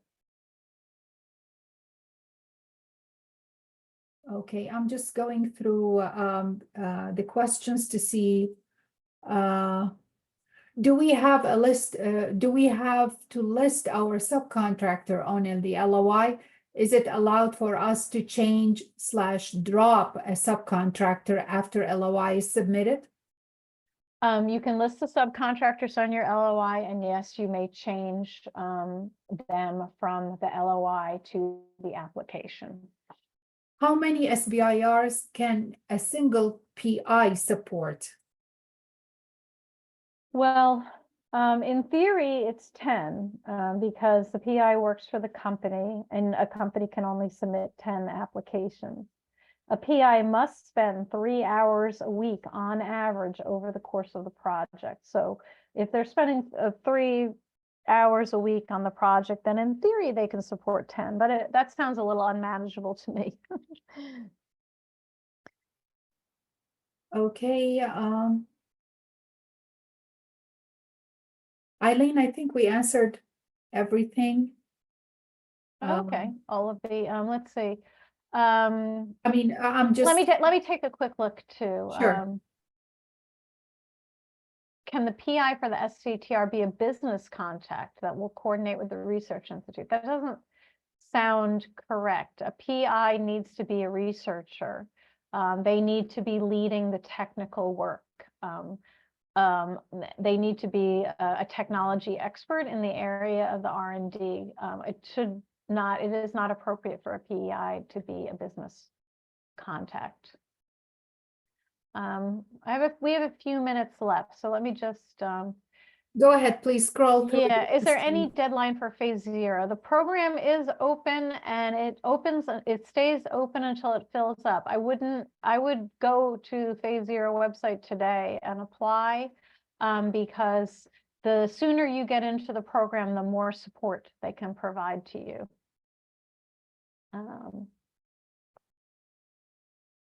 There are no example peer plans. That's one of the questions. We want you to develop your own plan that makes sense for your company and your project.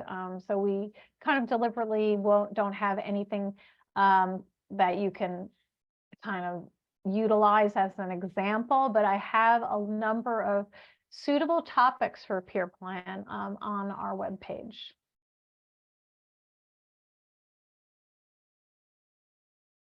And let me just take a few minutes here and see if there's some questions that are important and were not addressed.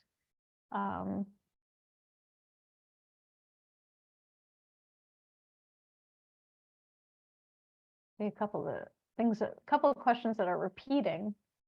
The partnering, here's one for you, Carol. Carol is, Rabki is on the line, and she is a tech to market manager, and she is working on all of the partnering initiatives in SBIR, STTR. She'll be a great resource for you. Someone asked, the partnering piece is confusing. The first question asked was on collaborators, and it was suggested that collaboration is allowed.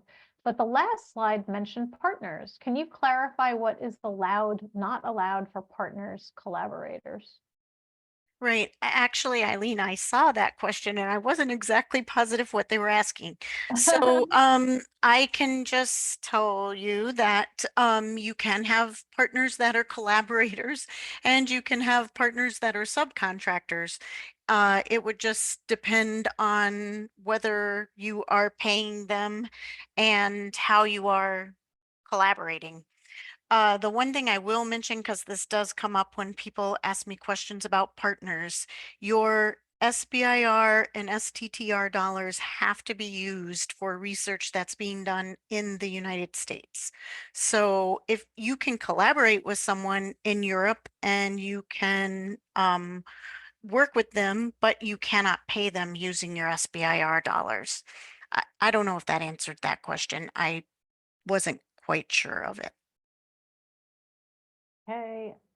I'll put my email address in because the one other piece that Eileen showed you the SBIR partnering platform.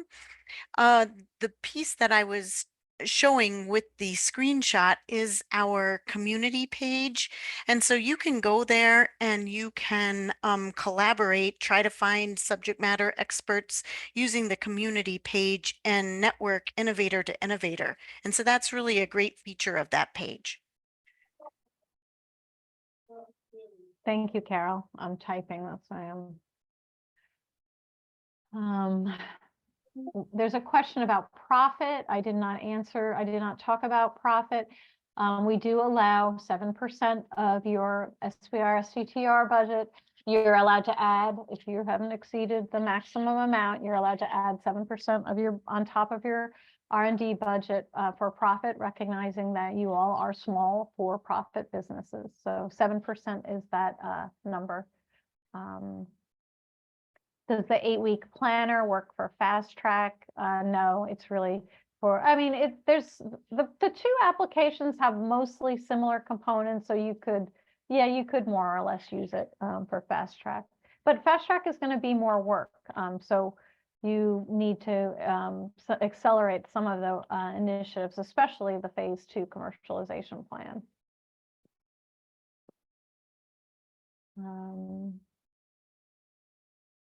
I just put Carol's email address in the chat box for everyone.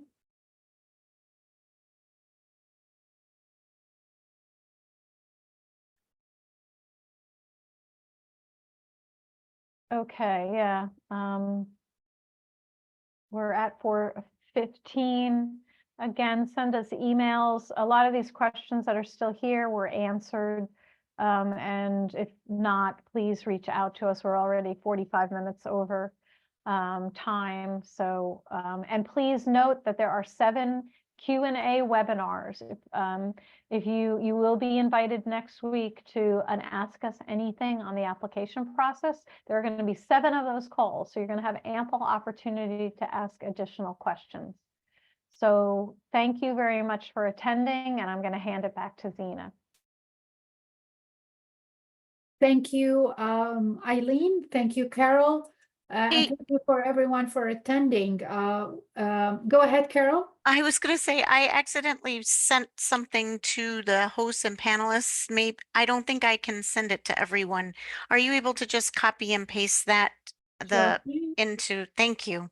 You're welcome. Just here's something in the chat box from Carol. There you go. Thank you. Everyone, you're welcome. This webinar is recorded, and we will post the recording along with a copy of the presentation on our website under the Funding Opportunities webpage. Please look for the recording sometime next week. I would say middle of next week. It depends on when we are able to download and get the recording. It takes some time. So thank you for attending, and remember to reach us via email if you have any questions. And if we did not answer your question, please send us an email and we'll answer your question. Thank you for attending and have a good evening.